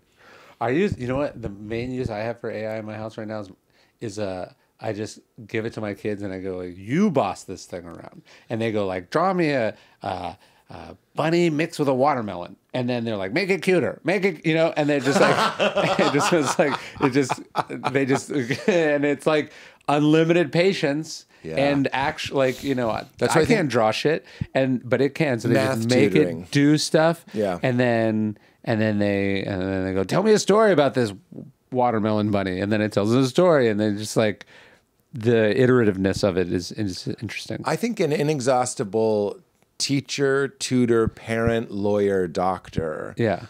I've said this before, but I'd love to hear your take. It's like human fatigue is just going to seem so stupid. Yes. That lawyers, I've said this on the pod before, I'm almost done, would like put on a pot of coffee and like pour over literature. We stayed up all night.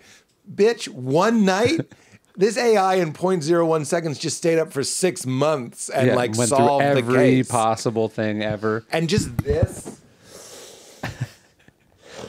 Or like going in to see your doctor and you can just tell he's like wrecked. Yeah. Or you have one lab tech looking at this thing as opposed to running thousands of simulations to look at this X-ray to see like the little... Oh, it was a smudge. Yeah. It was a smudge on the film. All right. We need an algorithm that can detect smudges. Although AI is kind of bad at that stuff right now. It's like, so I was having it do like a slide for a presentation I was doing. So I was like, draw this like philosopher.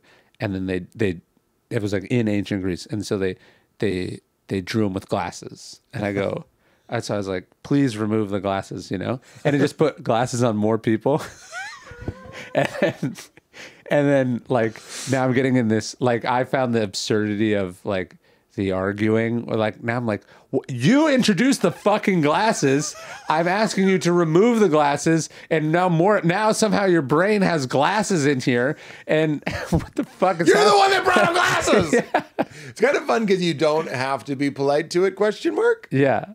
Is the Ryan Holiday of 2075 going to be like the fact that we called it artificial intelligence was condescending from the beginning? Well, so there's one of my favorite lines in Meditations is Marcus Aurelius says, he says, whenever you find yourself being afraid of death, ask yourself, am I afraid of dying because I won't be able to do this anymore? Which to me is a hilarious question. Yeah, you're like, I can't die. I'm so, like, life is so great. And then you're at the DMV.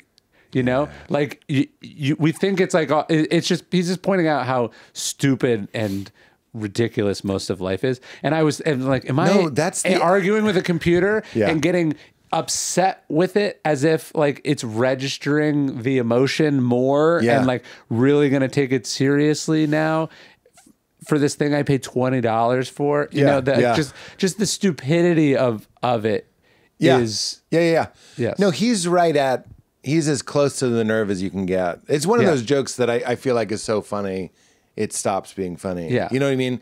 Meaning it's almost like a joke for other comedians. It's like, you're afraid to die. You like this? This is life. This is the thing you want to live for 700 years. Yeah. So you can do this. Yeah. So many more times. Yeah.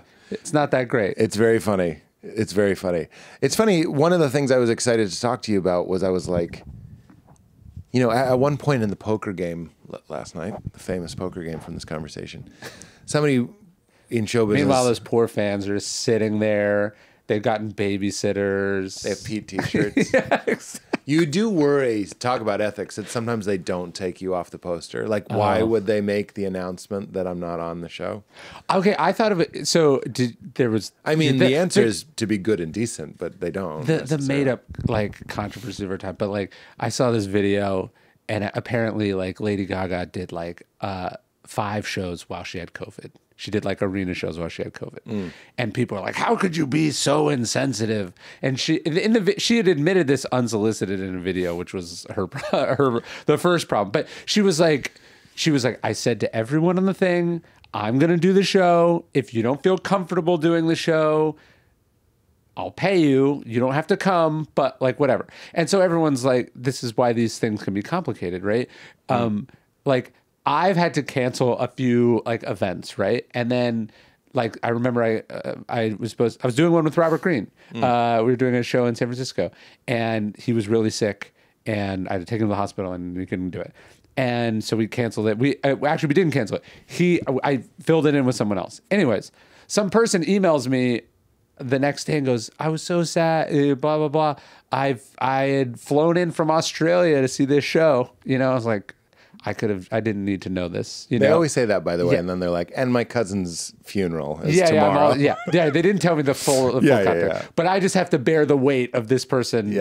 But I was thinking, I can't imagine this. Obviously, in March of 2020, it's a different story. This is way later. But if you have a stadium full of people who have made plans to see you. Yeah. And then you're like, my throat hurts a little bit. Right. You know, right. Or like my sister's having a baby, you know, like you're supposed to like imagine being in a position where your decision to do something that's very reasonable affects 70,000 people and all of their plans. Like the weight of that must be insane. It's huge. Val got COVID. And I just assumed I had COVID because we had been smooching.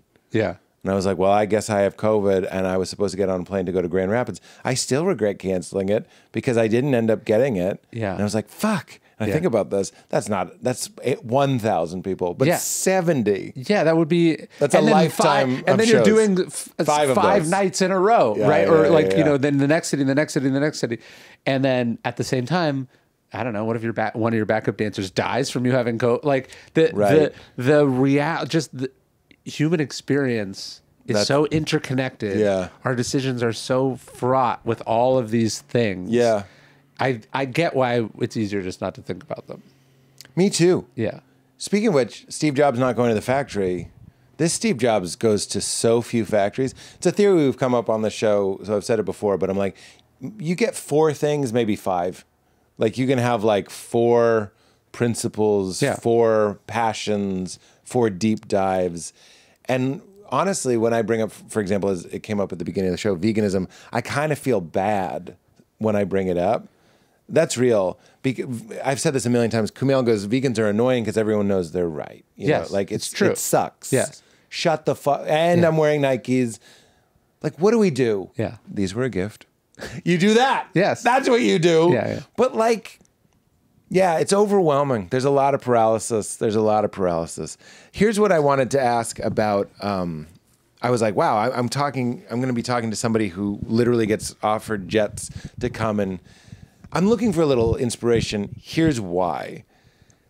I'm having a great time. I'm able to like do this podcast and show up and light up and enjoy it. And most of the time I'm enjoying it. But like something else I'm doing almost every day is having a black and white Grapes of Wrath, like dusty fedora conversation with myself where I'm just like, a lot of human beings are resilient and like things fall apart. Like meaning, are we all going to lose our jobs? Oh. Is everything changing? Like, is the party over? Did we all just were we all just in tuxedos dancing at a fun thing? And I don't just mean fancy comedian celebrity types. I just mean everybody. Just kind of like, we got our thing going. I got a job. I take care of my family. Like, are we all being tapped on the shoulder now? Like, but I'm giving myself these pep talks where I'm like, you will bounce back. Like, it's not even happening yet. Yeah. But I'm like, don't panic. Well, it's amazing our ability. So you're extrapolating out or thinking out to some horrible thing that's unlikely, suffering the anxiety or worry of the thing happening, and then talking yourself up and out through it. And then by the end, you feel like you just went through some shit and literally nothing happened. You were just sitting there. Yeah. If you watched a video of it without any of my feelings or thoughts, you'd be like, oh, there's a man sitting there. Yeah. But really what that man is doing, you ever think about that? You just lived through a civil war and fought bravely in it. And now you've picked up the pieces and recovered and you're back to where you were, but actually you didn't go on that journey at all. You just emotionally tortured yourself. You had the physiological response. Yes. Your heart rate was, you had the adrenaline dump, but none of it happened. Right. That's exactly what I'm saying. Yeah. And even you just acknowledging it makes me feel better. It's so weird how we use reality sort of as a screen upon which to project. Like, I was on ketamine once, and I was like, when you're on a substance like that, the present moment becomes incredibly appealing and vivid. So you don't resist it anymore, and you come into it, and in that is all the liberation that every mystic has ever told us is, and it's chemically enhanced, but you're still having it, and then it becomes like that Marcus Aurelius thing. It becomes the funniest thing in the world that we use the preciousness of this effortless flow that's happening right now. It's like a guy like John Aston calls it like a light show. Like, you see those laser light shows that are like projecting. It's like, here it is, and it's constantly changing. And I'm being like poured into it. And then, so that literal miracle is happening. And then I kind of like, in the settings, I dim that so I can numb it, flatten it, opaque it, and then project onto it shit that already happened that I'm almost certainly misinterpreting. Yeah. Because I can't know what other people are thinking or feeling, but I'm assuming. Yeah. Or I'm making guesses on the future. Again, literally just talking about it is untying a knot in me, where I'm literally telling my family, like, telling my daughter, like, things like this happen. This happens. I'm sorry. Yeah. And she's like, and a dust storm rolls in and we all cry. It's insane.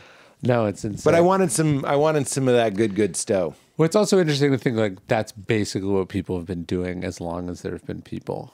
Yeah.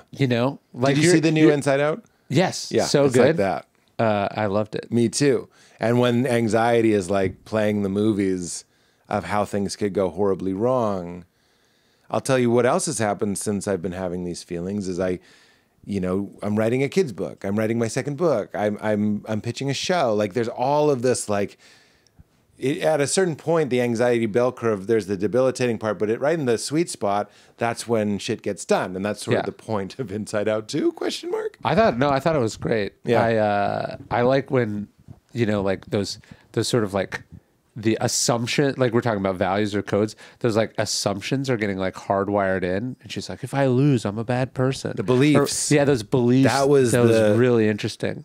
That was the moment where I was like, yeah, you should make a sequel. Because the first one doesn't talk about how experiences become beliefs. Yeah. And beliefs are like, since seeing Inside Out 2, I've been going like, oh my God, what are my beliefs? And one of them for sure is deep down, I hope it's not an overshare. Deep down, people only really like me if I'm delivering or shining in some way. Like, the darkest version of that is like, maybe I'll get lucky and I'll die, and then the life insurance will kick in and everybody will get what they really want from me, which is just support. And I bring home I make gold blow everywhere, like Daniel Day-Lewis. That's my thing, and nobody really likes me. Like that's like Riley. Like, well, I think good at hockey because she's like getting good at hockey, and you can see it like become part of her identity or value. And bless you. Thank you. I think that one really hit me because it was like, oh, that's when it happened. Because I think every creative performer, athlete, person has yes, because you do the thing compulsively. That's why you get good at it. And there's some part of your identity that is dependent on it going well. Yeah. And so you're like, I wonder what was the specific memory where I made that association. I think I have a guess on mine. I went to a summer camp where you had to draw a poster that was a slogan. It was supposed to be for the Olympics. It was this asinine assignment. And it was arts and crafts. We called it farts and craps. And I'm the only one that did it seriously. And I saw an opportunity. I was like, there's a real opportunity here. No one's taking it seriously. If I give this a little bit of effort, I'm going to win. And if you win, you got a free soda, which was like the greatest thing in the world. But they also called your name. They had a ceremony and they called your name. And I got the slogan from a poster I had seen. I didn't even, so it's a little bit, it's theft. Yeah. I stole the idea, but I drew it and I wrote, reach for the sky. Nobody owns Reach for the Sky. I'm like defending it, but I wrote Reach for the Sky. Like behind every great fortune is a crime. This is when it all began. It's all. Is that a slogan? Behind every great. I put that on a poster and claim it's mine. No, I wrote Reach for the Sky and I drew it, and I remember the moment when they called my name, Pete Holmes, and I went up. And my brother was in the audience, and I went and I got my grape soda, and I think that was one of the moments where I was like, I'm special. I'm better than these people. It also gets, and it gets a little tricky when you bring in like trauma work, which is something I've been doing lately, is I go, if I'm special enough, I can get the fuck out of here. Yeah. And then so when I'm having an overreaction, which I'm realizing now that's what trauma is, is a not rational overreaction about money or success or achieving. I went into that thought and I was like, oh, you think you have to move back home? Like, that's what it is. Yeah. I don't mean in the logical, like, sometimes grown-ups do move back in with their parents. I mean in, like, a mythological, like, if you're not dancing as fast as you can, you'll go back to being a child. Yeah, you think about, because I've been doing some of that work, too. Is that right? Yeah, you think, like, okay, if you had felt as one should ideally feel as a child, this winning some stupid contest doesn't fill you up in a way you've never. It doesn't feel like you've just been injected with heroin. You, sir, are so right. And some other kids won that contest. Yeah, I wasn't the only one. It wasn't a major life event. I was like, this is my way out of Alcatraz. Yeah, exactly. Yeah. And we're like, oh, this is what feeling alive feels like. And so if you're not getting what you need, and then you actually do get it from this other thing, the thrill of victory or recognition or whatever, you're like, oh. And then, like, they call this the adapted child. The child is making up, oh, this is how I get what I need, or this is how I protect myself from X. And then you're just still that kid trying to win these stupid contests. It is, again, I'm 45 years old, and I just started doing the Luke Skywalker going into the scary tree thing. And I'm like, it's fucking serious shit. It's like, and it's humiliating, and I don't mean that in a bad way. And you just go like, the phrase like, that feeling isn't helpful anymore, or that belief isn't helpful anymore, or that isn't happening anymore. I was just in Boston. I went to my childhood house, and me and my brother still live there? No. Oh. We were visiting them, but we went to our old house, like where we grew up. And we just stood there and we were just like, I don't live here anymore. Yeah. Oh, right. I don't live here anymore. Yeah. You'd think it would have been more emotional. In a movie, it would be stirring and we're pushing in and music. But it was just very flat. It was almost like pragmatic. Like, really, I just need to tell you, you don't live here anymore. Look, you can't even knock on the door. Someone else lives there. Or just to think, so like, I don't know, you're 12 or you're 11 or you're 6, and you're just like, what's happening is like, now you're not that age. But you would never put a 6-year-old in charge of this negotiation that you're in the middle of. Or you would never let a 13-year-old decide whether to do this or that. And so that's the problem, is you're stuck at that thing. Yeah. and then you have their strategies. Yes. But you're in very adult situations. Right. Including AI is coming, and I have kind of like a childish, like it's just another scary thing. You were hinting at it. It seems like the Stoic approach to that is control what you can control, what's happening right now. Trauma work and being present and Stoicism, they all seem very similar. It's like, would you please wake up?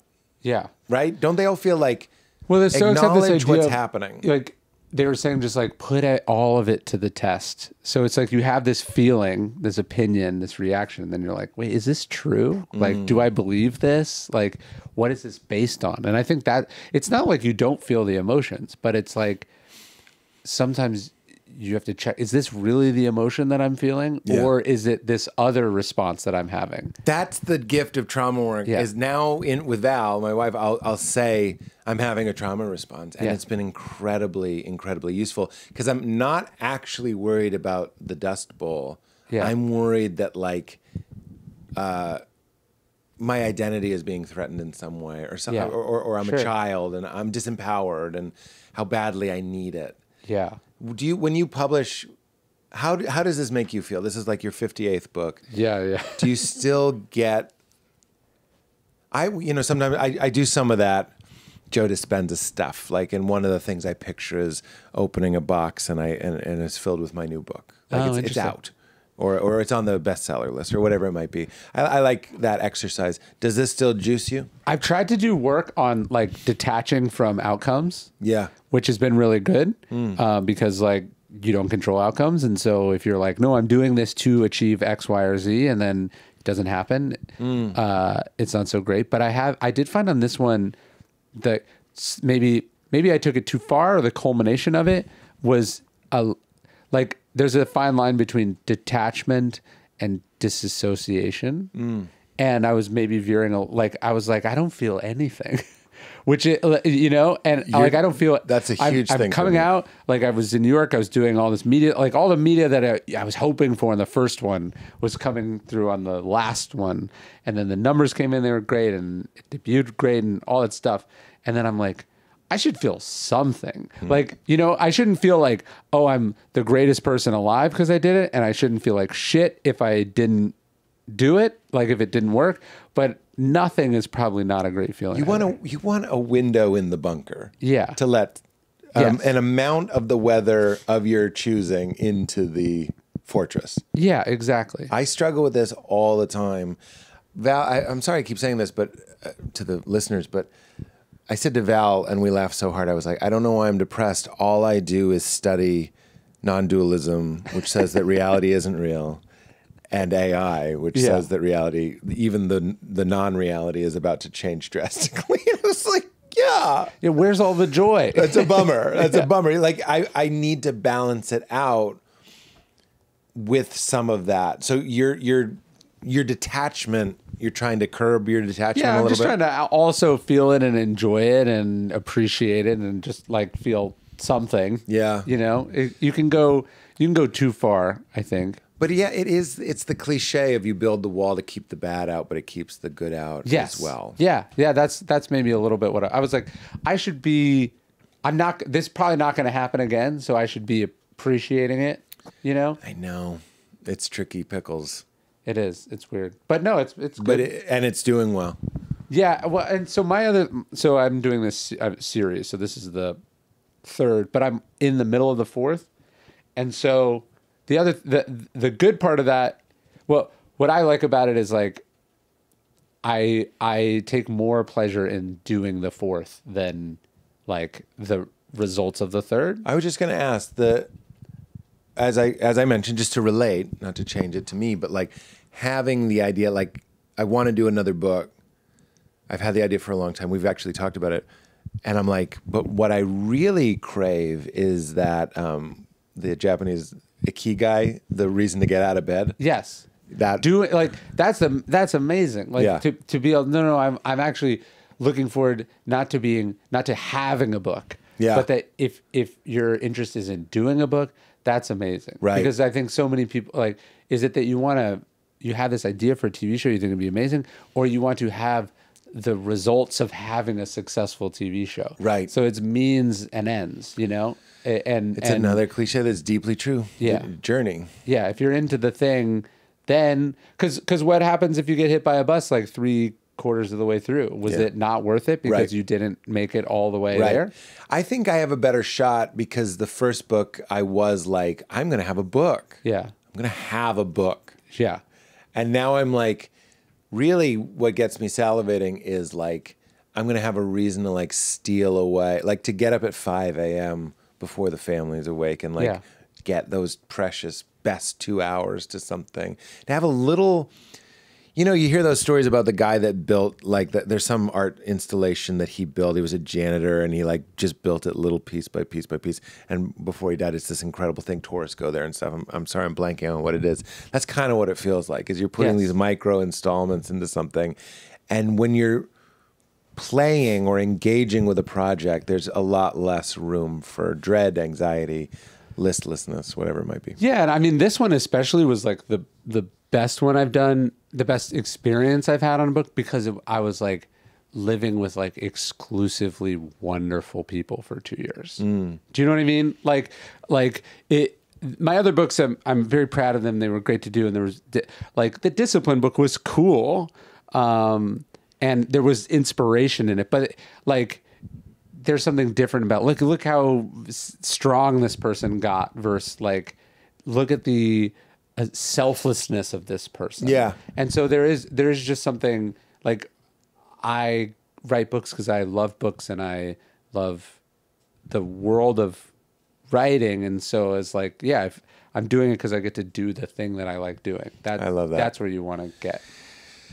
God, you're just such a gift, man. Oh, it's so cool. But these conversations, they're precious, you know. If you can read something, I'm sorry to keep selling the book, but I want to sell the book. Don't apologize to me about it. No, I know. But it's I don't want it to feel hammy, but it's true. I'm reading the book and you're like, again, 45, I feel like my little midlife thing is I'm looking for a feeling of, I want to be interested. I want to be engaged. I want to be inspired. I want to be lit up. I want to be reminded of the vitality of my day. Yeah. Not just kind of like well, I got to do this to get that. Like, and your work does that. And these conversations do that. And yeah, I'm really excited. I want to talk to you off mic about, and I'm doing a kid's book too. Oh, that's exciting. Yeah, yeah. It's about the Holocaust. I'm just kidding. I'm sorry. You want to know the worst? Really weird. You want to know the worst? Like it. I hate the sort of like anti-woke people who are like, wow. But I was at Costco like maybe two years ago, and there was this kid's book, and it was called My President Sang Amazing Grace. And it was a kid's book about that time when, after a school shooting, Obama sang Amazing Grace at a funeral for a mass shooting. And I go, what kind of crazy person goes, this is an illustrated children's book before bed? You know what I mean? I love children's books. Yeah. But some of them are so preposterously for like virtue signaling adults that it disturbs me. Like parenting. Yeah. I was like, what are you talking? Like, who would read this to their children? That was one of my favorite parts of the process. I haven't sold it yet, but I'm like, I was talking to the publisher and I just loved gushing with them. I realized I had a lot of questions and a lot to say to someone who works in children's publishing, because I was like, it's gotta be hard. Everyone thinks they can do it. Yeah. So many of them are garbage. Yes. And yet so many people, have you run into this phenomenon as a parent? Just find ways to kind of self-publish it. And now you're stuck reading fucking Julie Smith's fucking bullshit book. Your friend's wife's book. And your kid likes it because one of the drawings is weird and it sucks and the meter is broken and the message is cloudy and it fucking blows. And you're like, I'll sneak those books into the recycling. You open it and you're like, oh, that's way too many words. Like, this is it's not supposed to be an essay. You, sir, have said something powerful to me today. Yeah. When you're like, have you ever read a book to a child? Have you seen it? Hello? Well, not even that. Have you been to it? When are people reading these books? Yes. It's at nighttime. We're both exhausted. I'm not going to read a 7,000 page book. No. And the first page can't be, sometimes terrible things happen. Yeah. All right, Billy, go to sleep. That's horrible. I love it. Can you say what your kid's book is about? Or you want to tell me? I want to tell you after. And you know what? I know you know this. Oh, I'm excited to ask you this. Have you ever typed the name of a book you want to write into Amazon, fingers trembling? Yes. Because you're so in love with your title? Please don't let anyone have stolen this title. Yes. Yes. And that's what I haven't done that in a while. And it's at that level where I was like, when I tell you, when I pitched it, I was like, don't be cocky. But I was like, this is what it's called. And I was like, I feel like that's all I have to say. Interesting. It was like that. Again, it's about the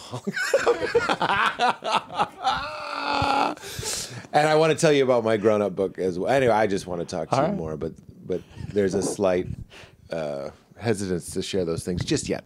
Anyway, I love this. Check out the book. Thank you for always. I really, I don't know. I feel honored that that we get to have these talks. So thanks for doing it. Yeah, man. Do you have a funny, or like we sometimes, I can't remember if you've been on recently enough that I asked you this, the hardest time you've laughed? I've done that. That was the first one. And then you did ghost ones, right? Ghost, UFO, Almost Die. Did we do Almost Die? Yeah, we did that one. Psychic or unexplainable thing? Has anything unexplainable happened to you? Have you? Well, I was thinking of your ghost question because if you listen to Daniel Tosh's podcast, no, it's great. But his first question is, "Do you believe in ghosts?" And then it's just to decide whether it's guest or an idiot or not. It's very funny. It's like, wrong answer. If they say yes, he like immediately takes them down a peg. Exactly. That's so funny. I bristle against that, but I also laugh at the bristling. There's an episode of The Office where Jim finds out Pam believes in ghosts. Yeah. And he's like, it really shakes the foundation of who he thought he was married to. And I was like, that's weird to me, man. What I want to do is take Daniel Tosh to like one of those most haunted prisons in the world and just have him spend the night. And I can see me like, I'll do it. I don't care. I'm like, you wouldn't. You just wouldn't. How about 2 nights? Do you believe in ghosts? I don't believe in ghosts, but I don't like things that are like spooky and weird. Yeah. But when I say I believe in ghosts, I wouldn't phrase it that I believe in ghosts. I would say we are ensconced in an undulating mystery. Sure. Wherein phenomenon that we don't even have a frame of reference for, like dogs trying to understand the internet, gets filtered and it comes out like I saw a ghost. Well, that's like the UFO thing. Like, it's like the government's like, hey, there's all these things we don't explain. And then these like idiots are like, see, we knew there were UFOs. And it's like, it could be so many things. What do you like? It's this thing that the movies have been talking about for a long time. You know, I knew it was Will Smith. Yeah. Like the chances of it being something that we can even conceive of are much lower to me than it being a new inexplicable thing that we didn't even know we didn't know about. Yes. Matt Johnson, who has been coming, he did the podcast, and when we got to UFOs, he was like, there's always been on the map the squid. Yeah. He's like, it's just another and then we knew, squid. the squid was actually this. Yes. Exactly. Do you think there's a chance that there was an alien invasion planned? Now, these aliens had seen Independence Day, and of course they thought it was real. So they were like ready for that. They're coming in, but they're also watching the Oscars. Will Smith slaps Chris Rock. They call off the invasion. They're like, this guy's still punching people. He's still welcoming to Earth people. Yeah. Called it off. Did the slap make us more intergalactically safe? This journalist says yes. You know, perhaps. Was that a good thing? Perhaps.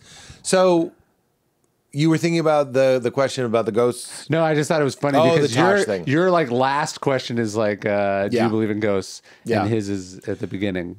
This one isn't one right positive, for you, but one negative. sometimes we do. Do you poop? Have you ever pooped your pants as a grown up? But we don't have. I don't know. I have this like authorly respect for you. We're not going to do that. I appreciate that. Unless you have an epic one, that'd be great. If you were like, dude, Arby's seemed like a good idea. I'm on the road with Robert Greene. We slam 2 big beef cheddars. Okay. Well, then we can just get the fuck out of here, man. Let's do that. You've given me enough. Oh, here's some Modern Mammals. This isn't Deploy. This is really my favorite shampoo. You haven't heard me talk about it? No. It's the only shampoo you use that it makes it, your hair doesn't look like shit. That's all. Okay, so I was just thinking about this because I was reading something on Reddit that I hadn't thought about, which is like how disgusting it is. You know, like changes happen in your lifetime. Like, there used to be the little bottles of like shampoo at hotels. Yeah. And now even nice ones have moved to these like large community bottles. The pumps. How fucking disgusting. It's not like the maid is Cleaning opening those. it and checking to make sure people didn't put disgusting shit in there. Like I wouldn't use like a community chapstick. You, sir? Isn't that just, and so now I read that and I was like, oh fuck, I have to start carrying like toiletries on my, and so There you go. Thank you. There you go. But that is disturbing, right? It is. I remember. I don't like pranks. Yeah. And I hate. It's a little like your book, non-socially minded. Yeah. Bullshit. Yeah. And I found there was a rumor. I still don't know if it was true that the fucking white hats, as we call them, they wore the white baseball hats, the jocks. The jocks. Oh, at your school? At my school in high school, so in the 90s, were spitting in the salad dressing. Yeah. And I'm like, this is harsh, but die. Yeah, that's horrible. Like if you're spitting in the salad, the more compassionate answer is like, who hurt you? What's going on? Sure. All of that. But joke answer, die. I fucking hate it. Yeah. It sucks. So yeah, you've given me a new thing to worry about. Yeah. But I think about that all the time. It's like, they can't clean the whole room. Yeah, but you're not like rubbing the things in the room like all over your body and stuff. Yeah. The ideal hotel would be like a Mad Max style cage. And everything's metal.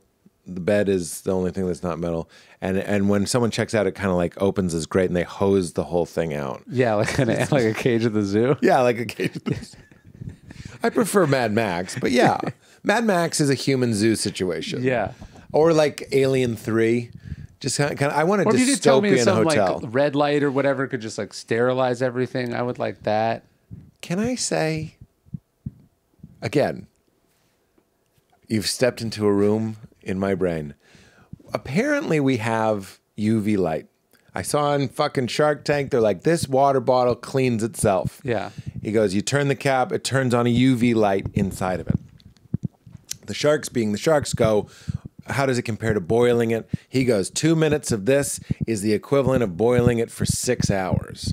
And I'm like, okay, let's assume he's exaggerating a little bit. Boiling it for 10 minutes, I'd be impressed.